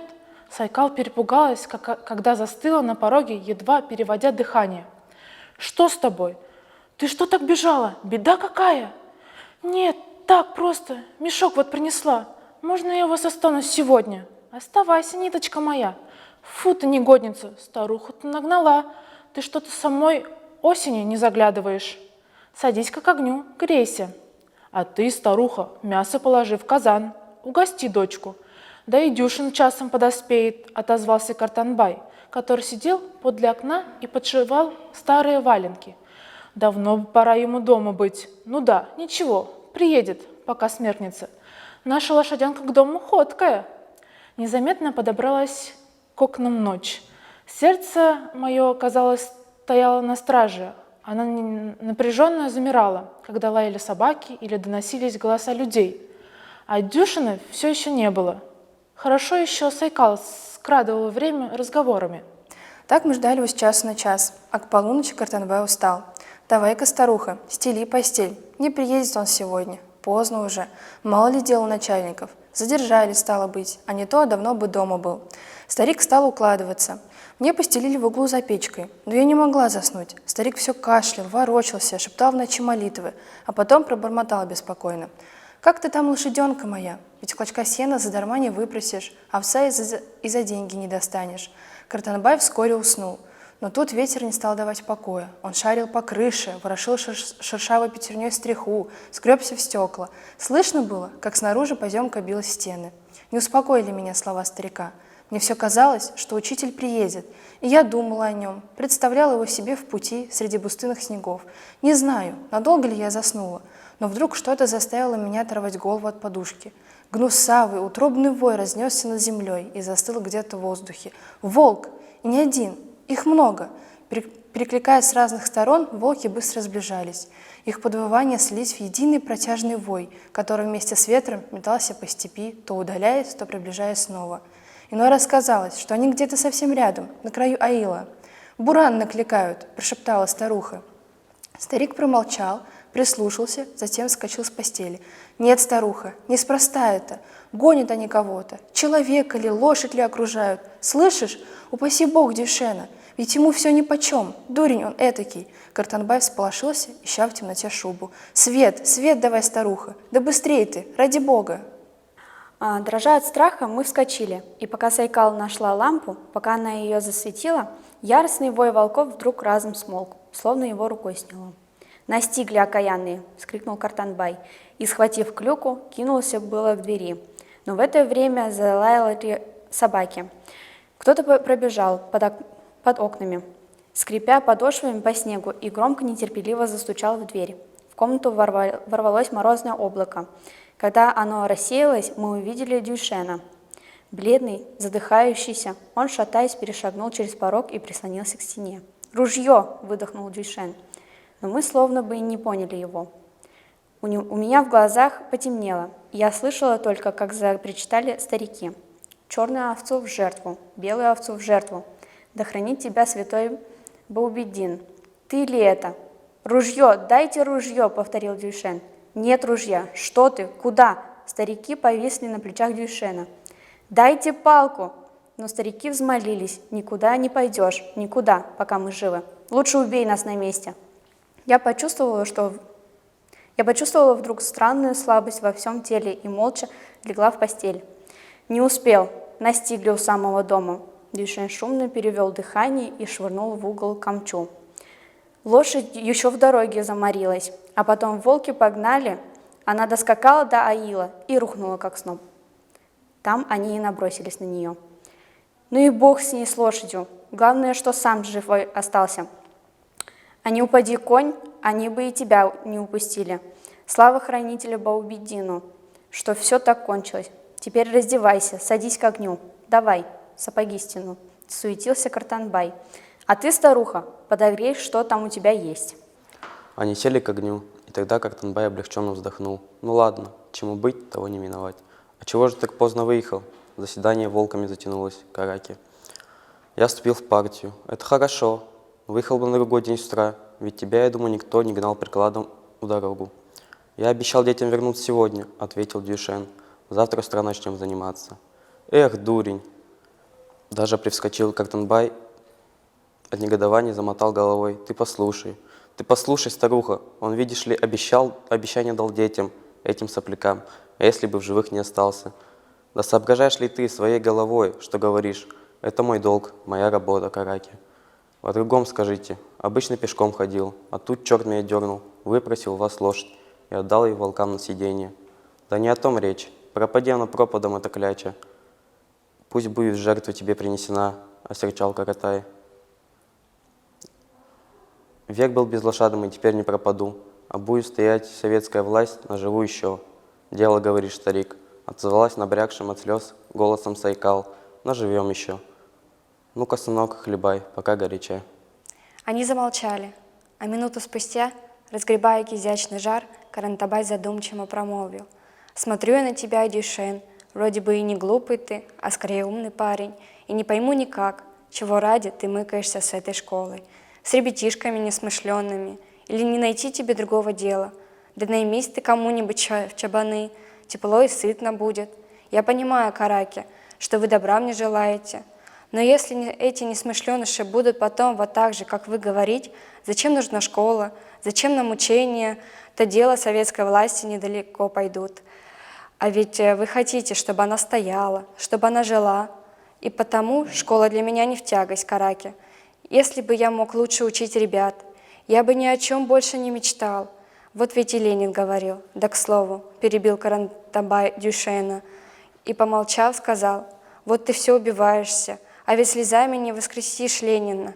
Эх, если бы была такая сила на земле, или ты думаешь, другие не печалятся, не горюют, а ты загляни ко мне под ребра, дымит там сердце горьким дымом, не знаю, право, сойдет ли это с твоей политикой, но хотя Ленин был человеком другой веры, а я 5-й раз в день молюсь за него, а иной раз думаю я, Дюйшен, сколько бы с тобой я его не оплакивали, все без пользы.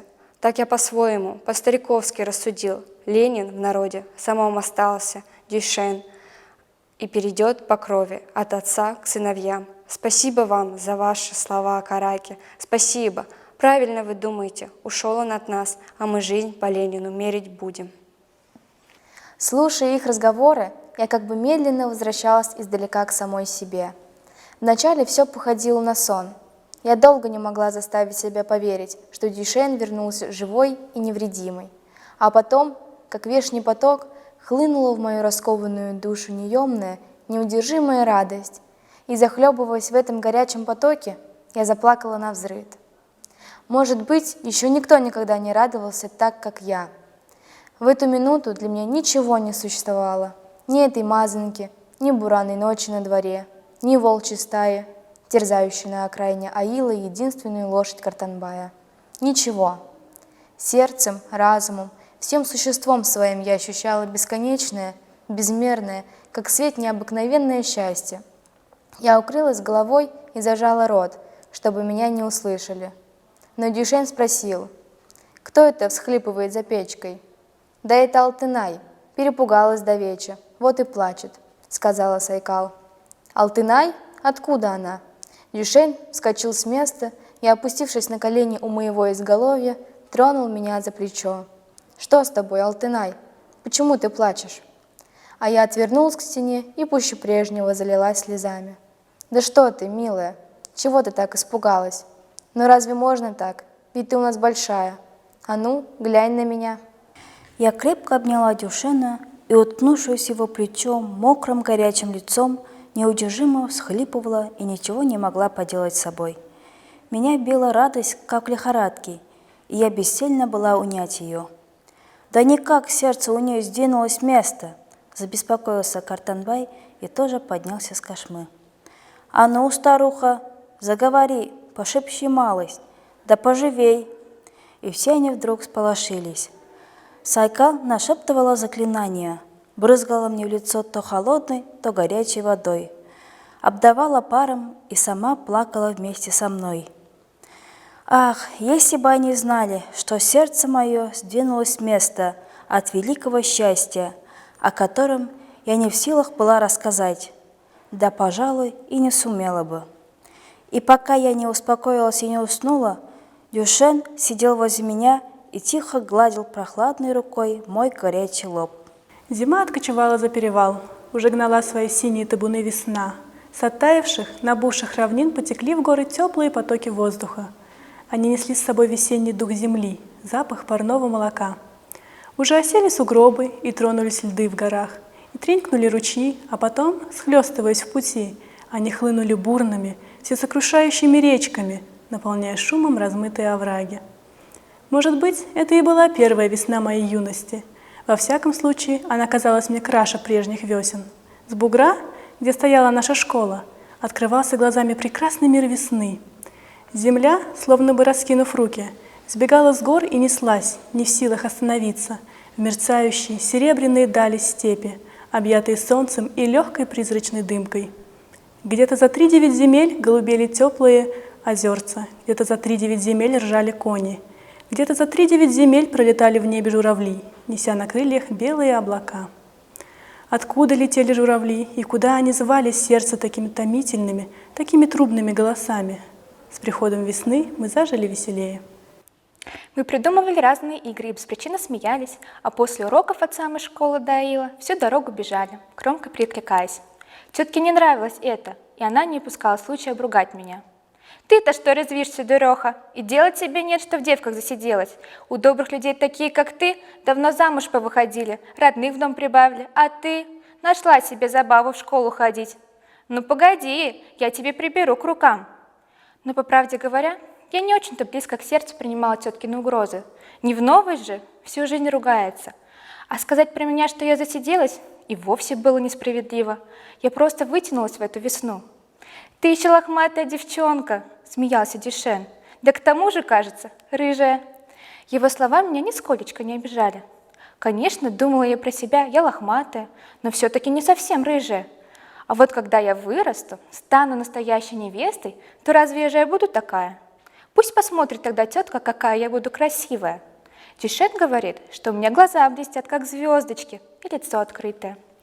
Как-то раз, когда я прибежала из школы, у нас во дворе стояли 2 чужие лошади. Судя по седлам, по сбруе, хозяева их приехали с гор. И раньше случалось, что они заворачивали к нам по пути, с базара или на мельницу. Еще с порога меня резанул какой-то неестественный смех тетки. Да ты, племянничек, не очень-то тоже не обедняешь. Зато потом, когда получишь голубку в руки, добрым словом меня помянешь. Хи-хи-хи. В ответ послышались поддакивающие, хохочущие голоса. А когда я появилась в дверях, все сразу смолкли. У разосланной на кошме скатерти сидел как пень краснолицый грузный человек. Он покосился на меня из-под лисьей шапки, надвинутой на потный лоб, и, кашлянув, опустил глаза. «А, доченька, вернулась! Заходи, милая!» Ласково ухмыляясь, встретила меня тетка. Дядя сидел на краешке кошмы, тоже с каким-то незнакомым мне человеком. Они играли в карты, пили водку и ели бешбармак. Оба были пьяны, и их головы как-то странно мотались, когда они били картами. Наша серая кошка подобралась было к скатерти, но краснолицый так стукнул ее по голове костяшками пальцев, что она, дико взвизгнув, отскочила в сторону и забилась в угол. Ох, как больно было ей! Мне захотелось уйти, только я не знала, как это сделать. Тут меня выручила тетка. «Доченька», — сказала она, — «там в казане еда. Покушай, пока не остыла». Я вышла, но мне очень не понравилось такое поведение тетки. И на душе стало неспокойно. Я невольно насторожилась. Часа через 2 приезжие сели на коней и уехали в горы. Тетка тут же начала сыпать меня обычной бранью, и у меня отлегло от души. Значит, она просто с пьяну была такой ласковой, решила я. Вскоре после этого к нам пришла как-то старуха Сайкал. Я была на дворе, но услышала, как она сказала: «Да что ты, Бог с тобой, погубишь ты ее!» Перебивая друг друга, тетка и Сайкал о чем-то горячо заспорили, и затем старуха вышла из дома очень разгневанная. Она бросила на меня сердитый и в то же время жалостливый взгляд и молча ушла, а мне стало не по себе. Почему она так посмотрела на меня? Чем я ей не угодила? На другой день в школе я сразу заметила, что Дюшен мрачен и чем-то озабочен, хотя и старается не показывать нам виду. И еще я заметила, что он почему-то не смотрит в мою сторону. После уроков, когда мы все гурьбой вышли из школы, Дюшен окликнул меня: «Постой, Алтынай!» Учитель подошел ко мне, пристально посмотрел мне в глаза и положил руку на плечо. «Ты домой не иди, ты поняла меня, Алтынай?» Я помертвела от страха. Только теперь до меня дошло, что собиралась делать со мной тетка. «Я сам за тебя отвечу», — сказал Дюшин. «А жить ты будешь пока у нас. И далеко от меня не отлучайся». Наверное, на мне лица не было. Дюшин взял меня за подбородок и, глядя в глаза, улыбнулся, как всегда. «Да ты не бойся, Алтынай», — засмеялся он. «Когда я с тобой, никого не бойся. Учись, ходи в школу, как прежде, и ни о чем не думай. А то ведь я знаю, какая ты трусиха. Да, кстати, давно собирался рассказать тебе». Видно, вспомнив что-то смешное, он опять засмеялся. «Помнишь, в тот раз Караки поднялся с позаранку и куда-то исчез? Смотрю, приводит. Кого бы ты подумала? Знахарку. Джайнакову, старуху. Зачем, спрашиваю.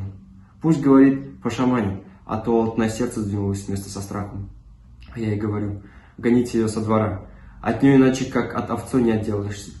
А вы не так богаты. Коня подарить тоже не можем. Волком отдали.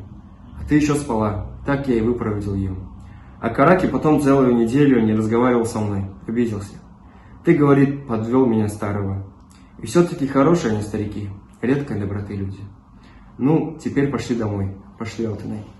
Как ни старался я держать себя в руках, чтобы не огорчать понапрасну учителя, тревожные мысли уже не отпускали меня. Ведь в любой час сюда могла заявиться тетка и силой увести меня. А там они сделают со мной, что захотят. И никто в Аиле не запретит им этого. Я всю ночь не спала, ожидая беды. Дюшин, конечно, понимал мое состояние. И, может быть, поэтому, чтобы как-то отвлечь меня от мрачных дум, он принес на другой день в школу 2 деревца. А после урока взял меня за руку и отвел в сторону. «Сейчас мы с тобой, Алтынай, сделаем одно дело», — сообщил он, загадочно улыбаясь. «Вот эти топольки я принес для тебя. Мы с тобой их посадим. И пока они вырастут, пока наберут силы, ты тоже вырастешь. Будешь хорошим человеком. У тебя душа хорошая и ум пытливый. Мне всегда кажется, что ты будешь ученым человеком. Я в это верю. Вот посмотришь, у тебя на роду написано. Ты сейчас молоденькая, точно прутик, такая же, как и эти топольки. Так давай посадим их, Алтынай, своими руками, и пусть твое счастье будет в учении. Звездочка ты моя ясная». Деревца были ростом с меня, молоденькие, сизосливые топольки. И когда мы их посадили неподалеку от школы, с пригорья набежал ветерок и первый раз тронул их свои еще маленькие листочки, словно бы жизнь вдохнул в них. Дрогнули листочки, шевельнулись топольки, закачались. «Погляди, как хорошо!» — засмеялся Дюшин, отступая назад. «А теперь приведем сюда арык. Вот от того родника. И потом увидишь, какие это будут красивые тополя. Они будут стоять здесь, на бугре, рядышком, как два брата. И всегда они будут на виду, и добрые люди будут им радоваться. Тогда и жизнь настанет иная, Алтынай. Все будет еще впереди. Я и сейчас не могу найти слов, чтобы хоть сколько-нибудь выразить, как это было тронуто благородством Дюшина. А тогда я просто стояла на него и смотрела. Я смотрела так, будто бы впервые увидела, сколько светлой красоты в его лице, сколько нежности и добра в его глазах. Будто бы никогда прежде не знала я, как сильны и ловки его руки в работе, как честна его ясная улыбка, согревающая сердце. И горячей волной поднялось в моей груди новое, незнакомое чувство из невиданного еще мне мира. И я внутренне рванулась к Дюшину, чтобы сказать ему: «Учитель, спасибо вам за то, что вы родились таким. Я хочу обнять и поцеловать вас». Но я не смотрела, постыдилась произнести эти слова, а может быть и надо было. Но тогда мы стояли на бугре, под ясным небом, среди зеленеющих весенних предгорий, каждый мечтая о своем. И в тот час я совсем забыла об угрозе, нависшей надо мной. И не подумала я, что ждет меня завтра, и не подумала, вот почему уже второй день тетка не ищет меня. Может, они забыли обо мне, может, решили оставить меня в покое. Но Дюшин, оказывается, думал об этом. «Ты не больше печалься, Алтынай, найдем выход», — сказал он, когда мы возвращались в Аил. «Послезавтра я поеду в Волос, буду говорить там о тебе. Может быть, добьюсь того, чтобы тебя послали в город учиться. Хочешь поехать?» «Как скажете, учитель, так и будет», — ответила я. Хотя я не представляла себе, какой он такой город. Но для меня оказалось достаточно слов Дюшина, чтобы уже мечтать о городской жизни. То я страшилась неизвестности, ждущей меня в чужих краях, то снова решалась отправиться в путь. Словом, город теперь не выходил у меня из головы. И на следующий день в школе я думала о том же, как и у кого буду жить в городе. Если кто-нибудь приютит меня, буду колоть дрова, воду носить, стирать, буду делать все, что прикажут. Размышляла я так, сидя на уроке, и от неожиданности вздрогнула, когда за стенами нашей ветхой школы раздался дробный топот копыт. Это было так внезапно, и кони мчались так стремительно, словно вот-вот растопчут нашу школу. Мы все насторожились, замерли. «Не отвлекайтесь, занимайтесь своим делом», — быстро сказал Дюшин. Но тут дверь с шумом распахнулась, и на пороге мы увидели мою тетку. Она стояла со злорадной и вызывающей улыбкой на лице. Дюшин подошел к дверям. «Вы по какому делу?» «А по такому, что тебя не касается. Девку свою замуж буду провожать. Эй, ты, бездомная!» Тетка ринулась ко мне, но Дюшин преградил ей дорогу. «Здесь только школьницы, и замуж выдавать еще некого», твердо и спокойно сказал Дюшин. «Это мы еще посмотрим. Эй, мужики, хватайте ее, волочите сучку!» Тетка поманила рукой одного из всадников, это был тот самый краснорожий в лисьей шапке. За ним спешили с коней еще двое с увесистыми колями в руках. Учитель не двинулся с места. «Ты что, безродная собака, распоряжаешься чужими девками, как своими женами? А ну, прочь!» И краснорожий медведем двинулся на Дюшина. «Вы не имеете права входить сюда, это школа!» сказал Дюшин, крепко держась за дверные косяки. «Я же говорила!» — взвизгнула тетка. «Он сам давно уже с ней снюхался, приманил сучку задарма». «Плевать мне на твою школу!» — взревел краснорожий, замахиваясь камчой. Но Дюшин опередил его. Он с силой пнул его в живот ногой, и тот, ахнув, упал. В ту же минуту те двое с колями набросились на учителя. Ребята с ревом кинулись ко мне, под ударами дверь разлетелась в щепки, я метнулась к дерущимся, волоча за собой вцепившихся в меня малышей. «Отпустите учителя! Не бейте! Вот я! Берите меня! Не бейте учителя!» Дюшин оглянулся. Он был весь в крови, страшный и ожесточенный. Подхватив с земли доску и размахивая ею, он закричал: «Бегите, дети, бегите в аил! Убегай, Алтынай!» и захлебнулся в крике. Ему перебили руку. Прижимая ее к груди, Дюйшин попятился, а те, ревя как бешеные быки, стали избивать его, теперь уже беззащитного. «Бей, бей, сади по голове, бей наповал!» Ко мне подскочила разъяренная тетка вместе с краснорожим. Они накинули мне на шею косу и поволокли во двор.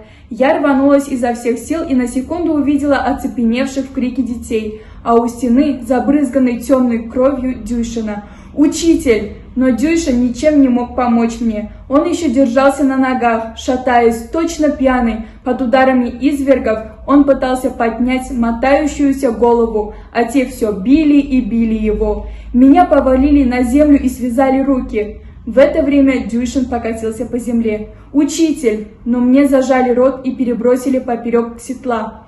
Краснорожий был уже на коне и придавил меня руками и грудью. Те двое, что избивали Дюйшина, тоже вскочили в седло, а тетка побежала рядом и колотила меня по голове. «Дождалась, дождалась! Вот как я выпроводила тебя! И учителю твоему конец!» Но это был еще не конец. Сзади донесся вдруг отчаянный крик: «Алтынай!» Я с трудом подняла повисшую с коня голову и глянула. За нами бежал Дюшен. Избитый до полусмерти, окровавленный, он бежал с булыжником в руке, а за ним следом, с плачем и криком, весь наш класс: «Стойте, звери! Стойте! Отпустите ее! Отпустите! Алтынай!» — кричал он, догоняя нас. Насильники приостановились, и те двое закружились на конях вокруг Дюшена. Ухватив зубами рукав, чтобы не мешала перебитая рука, Дюшен примирился и метнул камень, но не попал. И тогда те двое свалили его в лужу 2 ударами кольев. В глазах у меня помутилось. Я только еще успела заметить, как ребята наши подбежали к учителю и в страхе остановились над ним. Не помню, как и куда меня привезли. Очнулась я в юрте. В открытый купол заглядывали ранние звезды, спокойные, ничем не потревоженные. Где-то рядом шумела река, да слышались голоса ночных петухов, стороживших отары. У потухшего очага сидела угрюмая, высохшая, словно коряга, старая женщина. Лицо у нее было темное, как земля.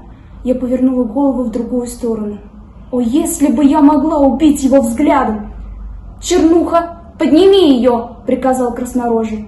Черная женщина подошла ко мне и тряхнула за плечо жесткой, корявой рукой. «Усмири свою напарницу! Втолкуй ей!» «А нет, все равно разговор с ней будет короткий».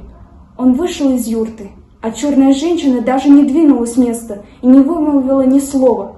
Может быть, она немая? Ее потухшие, подобно холодному пеплу глаза, смотрели, ничего не выражая. Бывают собаки, забитые еще со щенячьего возраста. Злые люди бьют их чем попало по голове, и те постепенно к этому привыкают. Но в их взгляде поселяется такая беспросветная, пустая глухота, что жуть берет. Я смотрела в мертвые глаза черной женщины, и мне казалось, что сама я уже не живу, что в могиле. Я готова была поверить в это, если бы не шум реки. Вода с плеском и гулом неслась по перепадам. Она была свободна. Тетка, черная твоя душа, будь же ты проклята во веки веков, захлебнись в моих слезах и крови моей. В эту ночь, 15 лет от роду, я стала женщиной. Я была моложе детей этого насильника. На 3-ю ночь я решила во что бы то ни стало бежать. Пусть пропаду в дороге, пусть настигнет меня погоня, но я буду биться до последнего дыхания, так же, как мой учитель Дюйшин. Бесшумно пробралась я в темноте к выходу, ощупала двери, они были накрепко перевязаны волосяным арканом. Веревку в хитроумных тугих узлах невозможно было развязать в темноте. Тогда я попыталась приподнять остов юрты, чтобы проползти как-нибудь. Однако сколько я ни билась, ничего у меня не получалось. И снаружи юрта была также притянута к земле арканами. Оставалось только найти что-нибудь острое и перерезать веревки на дверях. Я принялась шарить вокруг, но ничего не нашла, кроме небольшого деревянного колышка. В отчаянии я стала копать их землю под юртой. Затея была, конечно, безнадежная. Но я уже не отдавала себе в этом отчета. В голове колотилась лишь одна безысходная мысль — вырваться отсюда или умереть. Только бы не слышать его сопение, беспробудный храп. Только бы не оставаться здесь, умереть. Так умереть на свободе, в схватке, только бы не покориться. Покол, вторая жена. О, как ненавижу я это слово! Кто, в какие гиблые времена выдумал его? Что может быть унизительнее положения подневольной второй жены? Рабыни телом и душой? Встаньте, несчастные, из могил.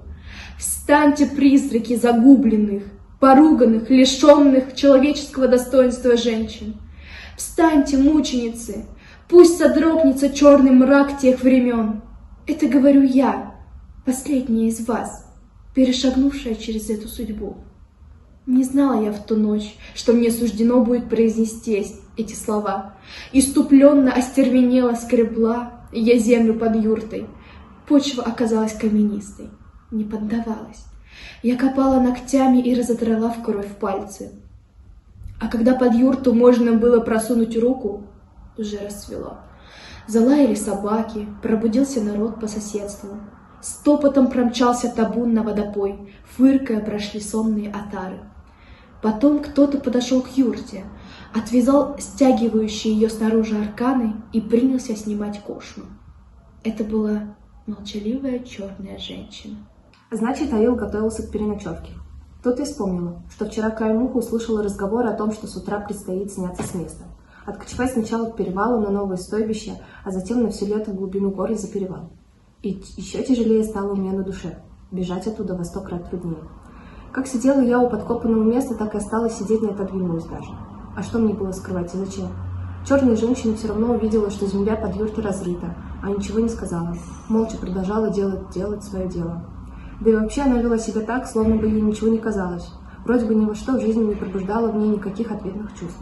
Она даже не разбудила мужа, не посмела попросить его помочь ей собраться в дорогу.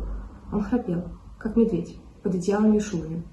Все кошмары были свернуты. Юрта осталась раздетой, и я сидела в ней точно в клетке и видела, что неподалеку за рекой люди навьючивают волов и лошадей. Потом я увидела, как к те ж людям откуда-то со стороны подъехали 3 всадника и, что-то спросив у них, направились в нашу сторону. Вначале я подумала, что они едут собирать народ в дорогу, а потом присмотрелась и оторопела. Это был Дюйшин, а 2 других в милицейских фуражках с красными петлицами на шинелях. Я сидела ни жива, ни мертва. Я не могла даже вскрикнуть. Радость охватила меня. Жив мой учитель. И в то же время пустота зияла в душе. Я погибшая, опроченная. У Дюшина была забинтована голова, и рука висела на повязке. Он спрыгнул с коня, вышиб ударом ноги дверь, вбежал в юрту и дернул одеяло с краснокожего. «Вставай!» — крикнул он грозно. Тот поднял голову, протер глаза и кинулся было на Дюшина, но сразу сник от направленных на него милицейских нагонов. Дюшин схватил его за шиворот, встряхнул и рывком подтянул его голову к себе. «Сволочь!» — прошептал он белыми губами. «Теперь угодишь куда следует. Пошли!» Корно двинулся, но Дюшин снова рванул его за плечо, в упор глядя на него, проговорил срывающимся голосом. «Ты думаешь, что истоптал ее, как траву, погубил ее? Врешь. Прошли твои времена, теперь ее время. А тебе на этом конец». Краснорожему дали надеть сапоги, связали ему роги и взгромоздили на коня. Один из милиционеров повел коня на поводу, следом ехал второй. Я села на коня Дюшина, он шел рядом. Когда мы двинулись, сзади раздался дикий, нечеловеческий вопль. Это бежала за нами черная женщина. Она точно сумасшедшая, подскочила к мужу и сбила камнем его лисью шапку. «Закрой мою выпитую душеву!» — орала она истощенным голосом. «За черные дни мои, душеву, не отпущу тебя живым!» Наверное, 40 лет не поднимала она голову, а теперь прорвалось все, что накопилось, все, что накипело у нее на душе. Ее пронзительные крики метались эхом в скалах ущелья. Она забегала то с одной стороны, то с другой, кидала трусливо согнувшегося мужа навозом, камнями, комьям глины, всем, что попадалось ей под руку, и выкрикивала проклятие. «Чтоб трава не росла там, где ступит нога твоя, пусть кости твои останутся в поле, чтоб ворон выклевывал твои глаза. Не приведи, Господь, увидеть тебя еще раз, сгинь с моих глаз, сгинь, чудовище, сгинь, сгинь, сгинь!» Покричала она, потом умолкла, потом с воплем кинулась прочь. Казалось, она убегала от своих развеющихся на ветру волос. Подоспевшие соседи спустились на конях догонять ее. Как после кошмарного сна гудело у меня в голове. Пришибленная, угнетенная, ехала я на коне. Дюшин шел чуть впереди, держа в руки повод. Он молчал, низко опустив забинтованную голову. Прошло немало времени, прежде чем злосчастное ущелье осталось позади. Милиционеры уехали далеко вперед. Дюшен приостановил лошадь и первый раз посмотрел на меня измученными глазами. «Алтунай, я не сумел уберечь тебя, прости меня», — сказал он, а потом взял мою руку и поднес к своей щеке. «Но если ты даже простишь меня, я сам никогда не прощу себе этого». Я зарыдала и припала к гриве коня, а Дюшен стоял рядом, молча гладил мои волосы и ждал, пока я наплачусь. «Успокойся, Алтунай, поедем», — сказал он наконец. «Послушай, что я тебе расскажу. 3-го дня я был в волости. Ты поедешь учиться в город. Ты слышишь?» Когда мы остановились у звонкой светлой речушки, Дюшен сказал: «Сойди с коня, Алтунай, умойся». Он достал из кармана кусочек мыла. «На, Алтунай, не жалей. А хочешь, я отойду в сторону, попасу лошадь, а ты разденься, искупайся в речке. И забудь обо всем, что было, и никогда не вспоминай об этом. Выкупайся, Алтунай, легче станет, ладно?» Я кивнула головой. И когда Дюшен отошел в сторону, я разделась и осторожно вступила в воду. Белые, синие, зеленые, красные камни глянули на меня со дна. Быстрый голубой поток закипел говорком у щиколоток. Я зачерпнула пригоршнями воду и плеснула себе на грудь. Студеные струйки побежали по телу, и я невольно засмеялась первый раз за эти дни. Как хорошо было смеяться! И еще раз я обдала себя водой, а потом бросилась в глубину потока. Течение стремглав выносило меня на отмель, а я вставала и снова кидалась в бурнистый, брызжущий поток. «Унеси, вода, с собой всю грязь и погань этих дней. Сделай меня такой же чистой, как ты сама, вода», — шептала я и смеялась, сама не зная чему. Почему следы людей не остаются навеки на дорогим им памятных местах? Если бы сейчас я нашла ту тропу, по которой мы возвращались с Дюшеном с гор, я приникла бы к земле и поцеловала следы учителя. Тропа — это для меня всем дорогам дорога. Да будут благословлены тот день, та тропа, тот путь моего возвращения к жизни, к новой вере в себя, к новым надеждам и свету. Спасибо тому солнцу, спасибо земле той поры. А через 2 дня Дюшен повез меня на станцию. Оставаться в ауле после всего, что случилось, я не хотела. Новую жизнь надо было начинать на новом месте. Да и люди нашли мое решение правильным. Провожали меня Сайкал и Караке. Они суетились, плакали, как малые дети, совали мне кульки и узелки на дорогу. Пришли попрощаться со мной и другие соседи, даже спорщик Сатамгул. «Ну, с Богом, детка», — сказала, — «светлого пути тебе. Не робей, живи по наказу учителя Дюшена, и не пропадешь». Что уж там говорить, мы тоже кое-чего понимать стали. Ученики из нашей школы долго бежали за бричкой и долго махали мне вслед. Я уезжала вместе с несколькими ребятами, которых тоже отправляли в ташкентский детдом. На станции нас ждала русская женщина в кожаной куртке. Сколько раз потом проезжала я мимо этой затененной тополями маленькой станции в горах. Мне кажется, что половину сердца своего я навсегда оставила там. В сиреневом сыпком свете весеннего вечера было что-то такое грустное и щемящее, словно бы сами сумерки знали о нашем расставании. Дюшен старался не показать, как больно ему, как тяжело у него на душе. Но я-то ведь знала. Такая же боль горящим комом подкатывала у меня к горлу. Дюшен пристально смотрел мне в глаза. Руки его гладили мои волосы, мое лицо, даже пуговицы на моем платьице. «Я бы тебя, Алтунай, никогда ни на шаг не отпустил от себя», — сказал он. «Но не имею права мешать тебе. Ты должна учиться. А я ведь не очень-то грамотен. Уезжай, так лучше будет. Может, ты станешь настоящим учителем, и тогда вспомнишь нашу школу. Может, ты посмеешься. Пусть будет так, пусть будет так». Оглашая эхом станционное ущелье, вдали загудел паровоз. Завиднелись огни поезда. Народ на станции зашевелился. «Ну вот, сейчас ты уедешь», — дрогнувшим голосом проговорил Дюшен, сжимая мою руку. Будь счастлива, Алтынай. И главное, учись, учись. И я ничего не могла ответить, слезы душили меня. Не плачь, Алтынай. Дюйшен вытер мне глаза и вдруг вспомнил. А те топольки, что мы с тобой посадили, я сам буду растить. И когда ты вернешься большим человеком, ты увидишь, какие они будут красивые. В это время подоспел поезд. Вагоны остановились с шумом и лязгом. «Ну, давай попрощаемся».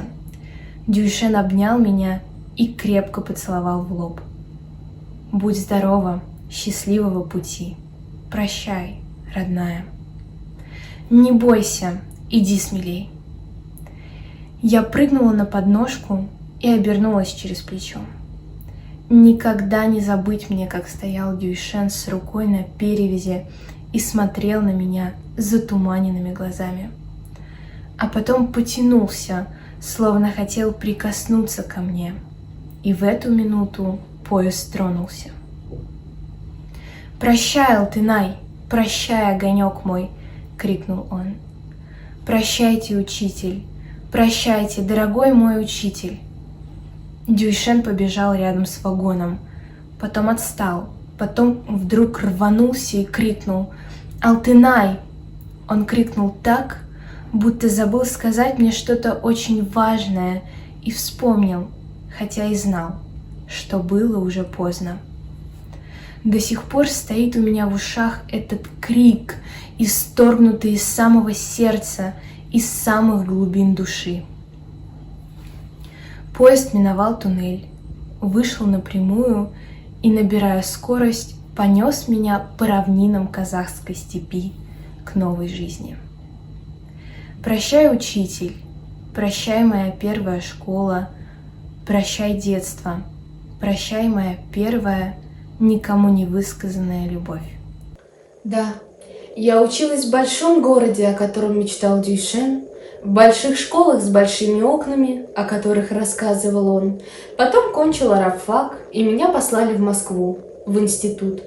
Сколько трудностей пришлось мне испытать за долгие годы учебы, сколько раз я была в отчаянии. Казалось, нет, не осилю я премудрости науки, и всякий раз в самые тяжелые минуты я мысленно держала ответ перед моим первым учителем и не смела отступать. То, что другим давалось сразу, я постигала с величайшим трудом, потому что мне пришлось начинать все с азов. Когда я училась на рабфаке, я написала учителю письмо и призналась, что люблю его и жду. Он не ответил. На том оборвалась наша переписка. Я думаю, что отказал он мне и себе, потому что не хотел мешать мне учиться. Может быть, он был прав. А может быть, были какие-нибудь иные причины. Сколько я перестрадала и передумала в ту пору. Свою первую диссертацию я защитила в Москве. Для меня это было большой, серьезной победой. За все эти годы я не смогла побывать в Аиле, а тут началась война. Поздней осенью, эвакуируясь из Москвы во Фрунзе, я сошла с поезда на той самой станции, с которой провожал меня мой учитель. Мне повезло. Я сразу нашла попутную бричку, которая направлялась в совхоз через наш Аил. О, родимая сторона! В тяжелое для нас военное время пришлось мне наведаться к тебе. Как не радовалась я, глядя на преображенную землю. Выросли новые аилы, распахано много полей, построены новые дороги и мосты. Но война омрачила эту встречу. Приближаясь к Аилу, я волновалась. Я всматривалась издали в новые, незнакомые улицы, в новые дома и сады, а потом глянула на тот бугор, где стояла наша школа, и дыхание у меня перехватило. На бугре рядышком стояли два больших тополя. Они покачивались на ветру. И первый раз я назвала человека, которого всю жизнь называла учителем, просто по имени. «Дюшен», — прошептала я, — «спасибо тебе, Дюшен, за все, что ты для меня сделал. Не забыл, значит, думал, как это похоже на тебя. Увидев слезы на моем лице, паренек-возница встревожился. «Что с вами?» «Да так, ничего. Ты знаешь кого-нибудь из этого колхоза?» «Знаю, конечно. Все тут свои». «А Дюшена знаешь?» «Ну тот, что учителем был».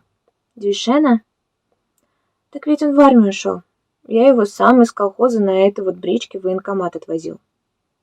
У въезда в аил я попросила паренька остановиться и сошла с брички. Сошла и призадумалась. Идти сейчас по домам, в такое тревожное время искать знакомых, спрашивать, помните ли вы меня? Я, мол, ваша землячка. Я не решилась. А Дюшен был уже в армии. И еще. Я поклялась никогда не бывать там, где живут моя тетка и дядя. Людям многое можно простить, но такое злодеяние, я думаю, никто никому не простит. Я даже не хотела, чтобы они знали, что я приезжала в аил.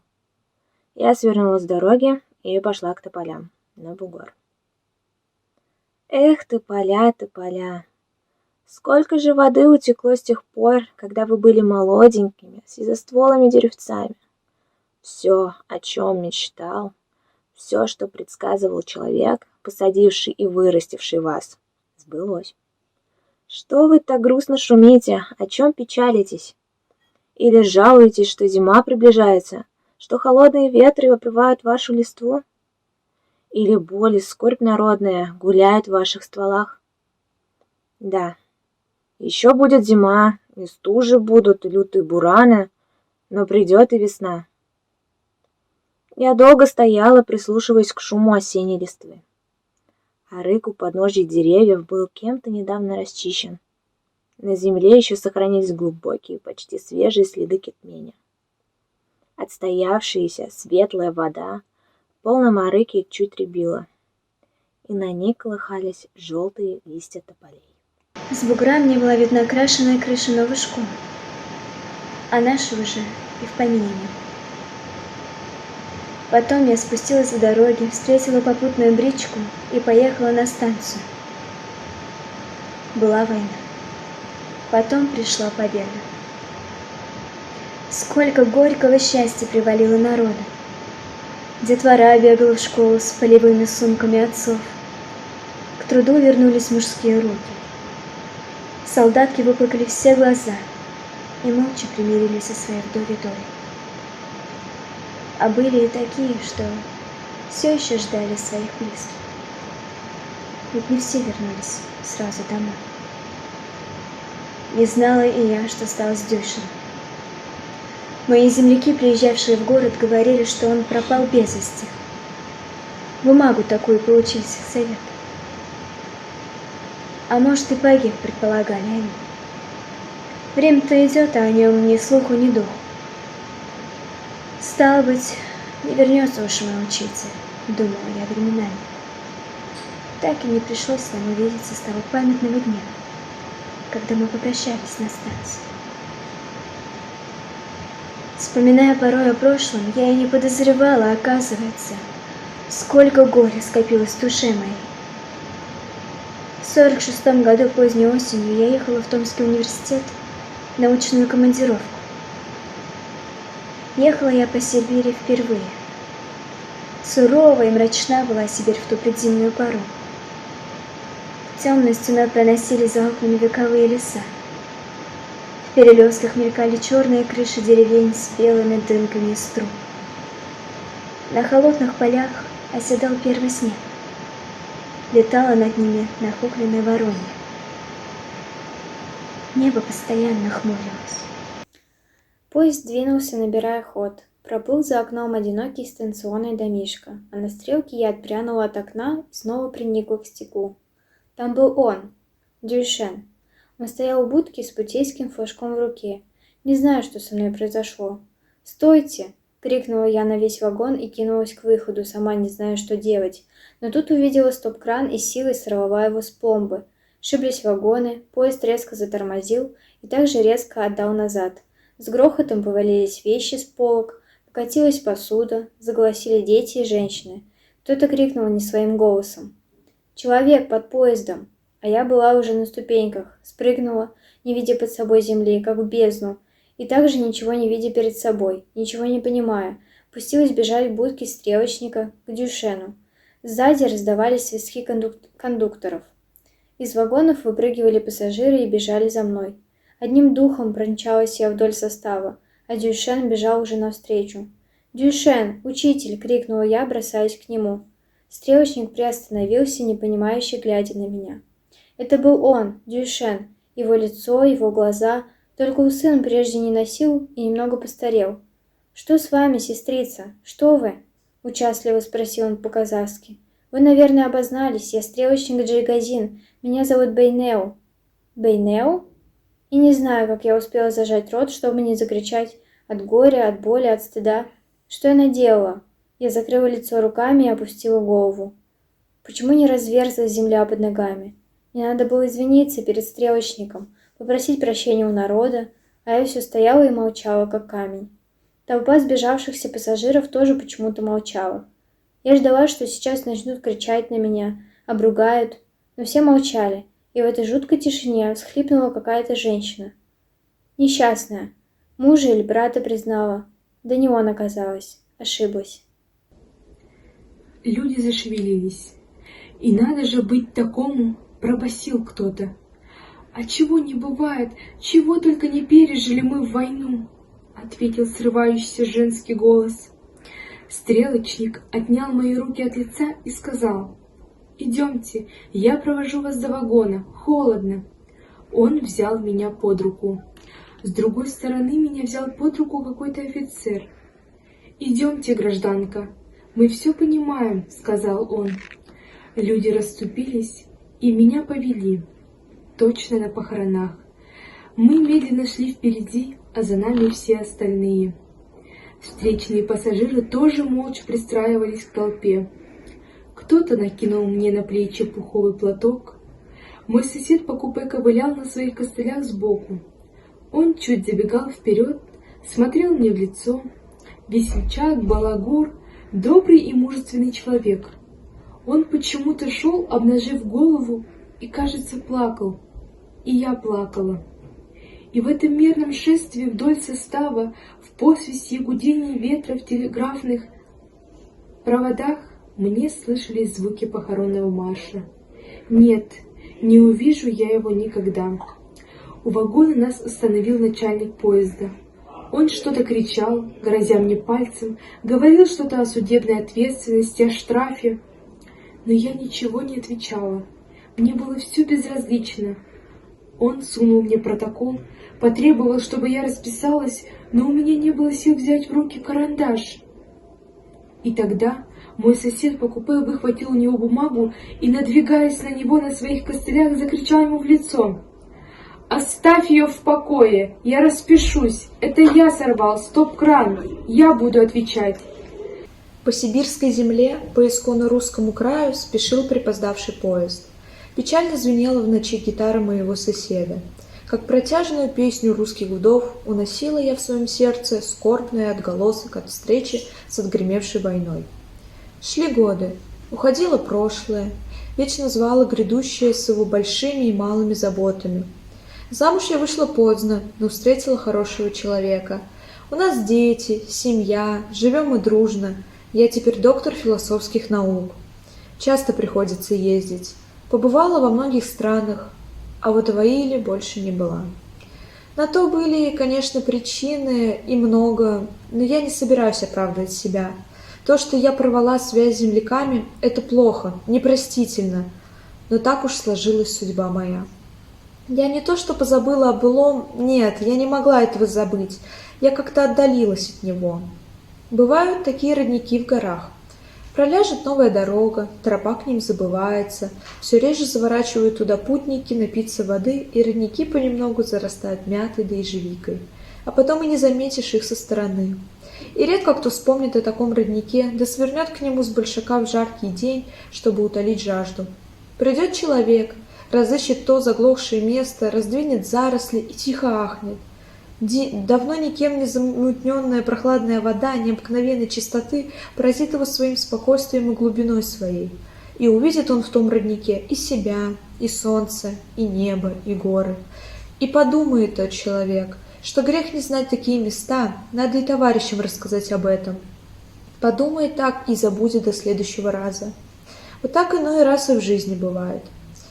Я вспомнила о таких родниках недавно, после того, как побывала в Аиле. Вы, конечно, недоумевали тогда, почему я так неожиданно уехала из Куркурео. Разве нельзя было рассказать людям все, что я сейчас поведала вам, там, на месте? Нет. Я была так расстроена, мне было так стыдно, я стыдилась самой себя, поэтому и решила сразу же уехать. Я поняла, что не смогу встретиться с Дюшеном, не могу посмотреть ему прямо в глаза. Мне надо было успокоиться, собраться с мыслями, подумать в пути обо всем, что я хотела бы сказать не только нашим землякам, но и многим другим людям. Я чувствовала себя виноватой еще и потому, что не мне надо было оказывать всяческие почести, не мне надо было сидеть на почетном месте при открытии новой школы. Такое право имел прежде всего наш первый учитель, первый коммунист нашего Аила, старый Дюйшень. А получилось наоборот. Мы сидели за праздничным столом, а этот золотой человек спешил развести почту, спешил доставить к открытию школы поздравительные телеграммы ее бывших выпускников. Ведь это не единственный случай, я не раз это наблюдала, и потому я задаюсь таким вопросом. Когда мы утратили способность по-настоящему уважать простого человека, как уважал его Ленин? И слава Богу, что мы говорим теперь о подобных вещах без ханжества и лицемерия. Очень хорошо, что и мы в этом еще ближе подошли к Ленину. Молодежь не знает, каким учителем был Дюйшень в свое время, а среди старшего поколения многих уже нет. Немало учеников Дюйшеня погибло на войне. Они были настоящими советскими воинами. Я обязана была поведать молодежи о своем учителе Дюйшене. Каждый на моем месте должен был это сделать. Но я не бывала в Аиле, не знала ничего о Дюйшене, и со временем его образ превратился для меня словно бы в дорогую реликвию, хранимую в музейной тишине. Я еще приеду к своему учителю и буду держать перед ним ответ. Попрошу прощения. По возвращении из Москвы я хочу поехать в Куркурео и предложить там людям назвать новую школу-интернат школой Дюйшеня. Да, именем этого простого колхозника, ныне почтальона. Надеюсь, что и вы, как земляк, поддержите мое предложение. Я прошу вас об этом. В Москве сейчас 2 час ночи. Я стою на балконе гостиницы, смотрю на раздолье московских огней и думаю о том, как приеду в Аил, встречусь с учителем и поцелую его в седую бороду. Я открываю настежь окна. В комнату вливается поток свежего воздуха. В яснеющем голубоватом сумраке я всматриваюсь в этюды и наброски, начатую мною картины. Их много. Я много раз начинал все заново. Но о картине в целом судить пока рано. Я не нашел еще главного. Я хожу в предрассветной тиши и все думаю, думаю и думаю. И так каждый раз. И каждый раз я убеждаюсь в том, что моя картина еще только замысел. И все-таки я хочу поговорить с вами о своей еще не написанной вещи. Хочу посоветоваться. Вы, конечно, догадываетесь, что картина моя будет посвящена первому учителю нашего Аила, первому коммунисту, старому Дюйшену. Но я еще не представляю себе, сумею ли выразить красками эту сложную жизнь, исполненную борьбы, эти многообразные судьбы и страсти человеческие. Как сделать, чтобы не расплескать эту чашу, чтобы я сумел донести ее до вас, мои современники? Как сделать, чтобы мой замысел не просто дошел до вас, а стал бы нашим общим творением? Я не могу не написать эту картину, но столько раздумий и тревог охватывает меня. Иной раз мне кажется, что у меня ничего не получится, и тогда я думаю, зачем судьбе было угодно вложить мне в руки кисть? Что за мученическая жизнь? А другой раз я чувствую себя таким могучим, что горы свернуть готов. И тогда я думаю, смотри, изучай, отбирай. Напиши тополя Дюйшена и Алтынай, те самые тополя, которые доставили тебе в детстве столько отрадных мгновений, хотя ты и не знал их истории. Напиши босоногого загорелого мальчишку. Он забрался высоко-высоко и сидит на ветке тополя и смотрит зачарованными глазами в неведомую даль. Или напиши картину и назови ее «Первый учитель». Это может быть тот момент, когда Дюйшен переносит на руках ребятишек через речку, а мимо на сытых диких конях проезжают глумящиеся над ним тупые люди в красных лисьях-малахаях. А не то напиши, как учитель провожает Алтынай в город. Помнишь, как крикнул он в последний раз? Напиши такую картину, чтобы она, как крик Дюйшена, который до сих пор слышит Алтынай, отозвалась в сердце каждого человека. Это я так говорю себе. Я много кое-чего говорю себе, да не всегда все получается. И сейчас я не знаю, какую еще напишу картину, но зато я твердо знаю одно. Я буду искать.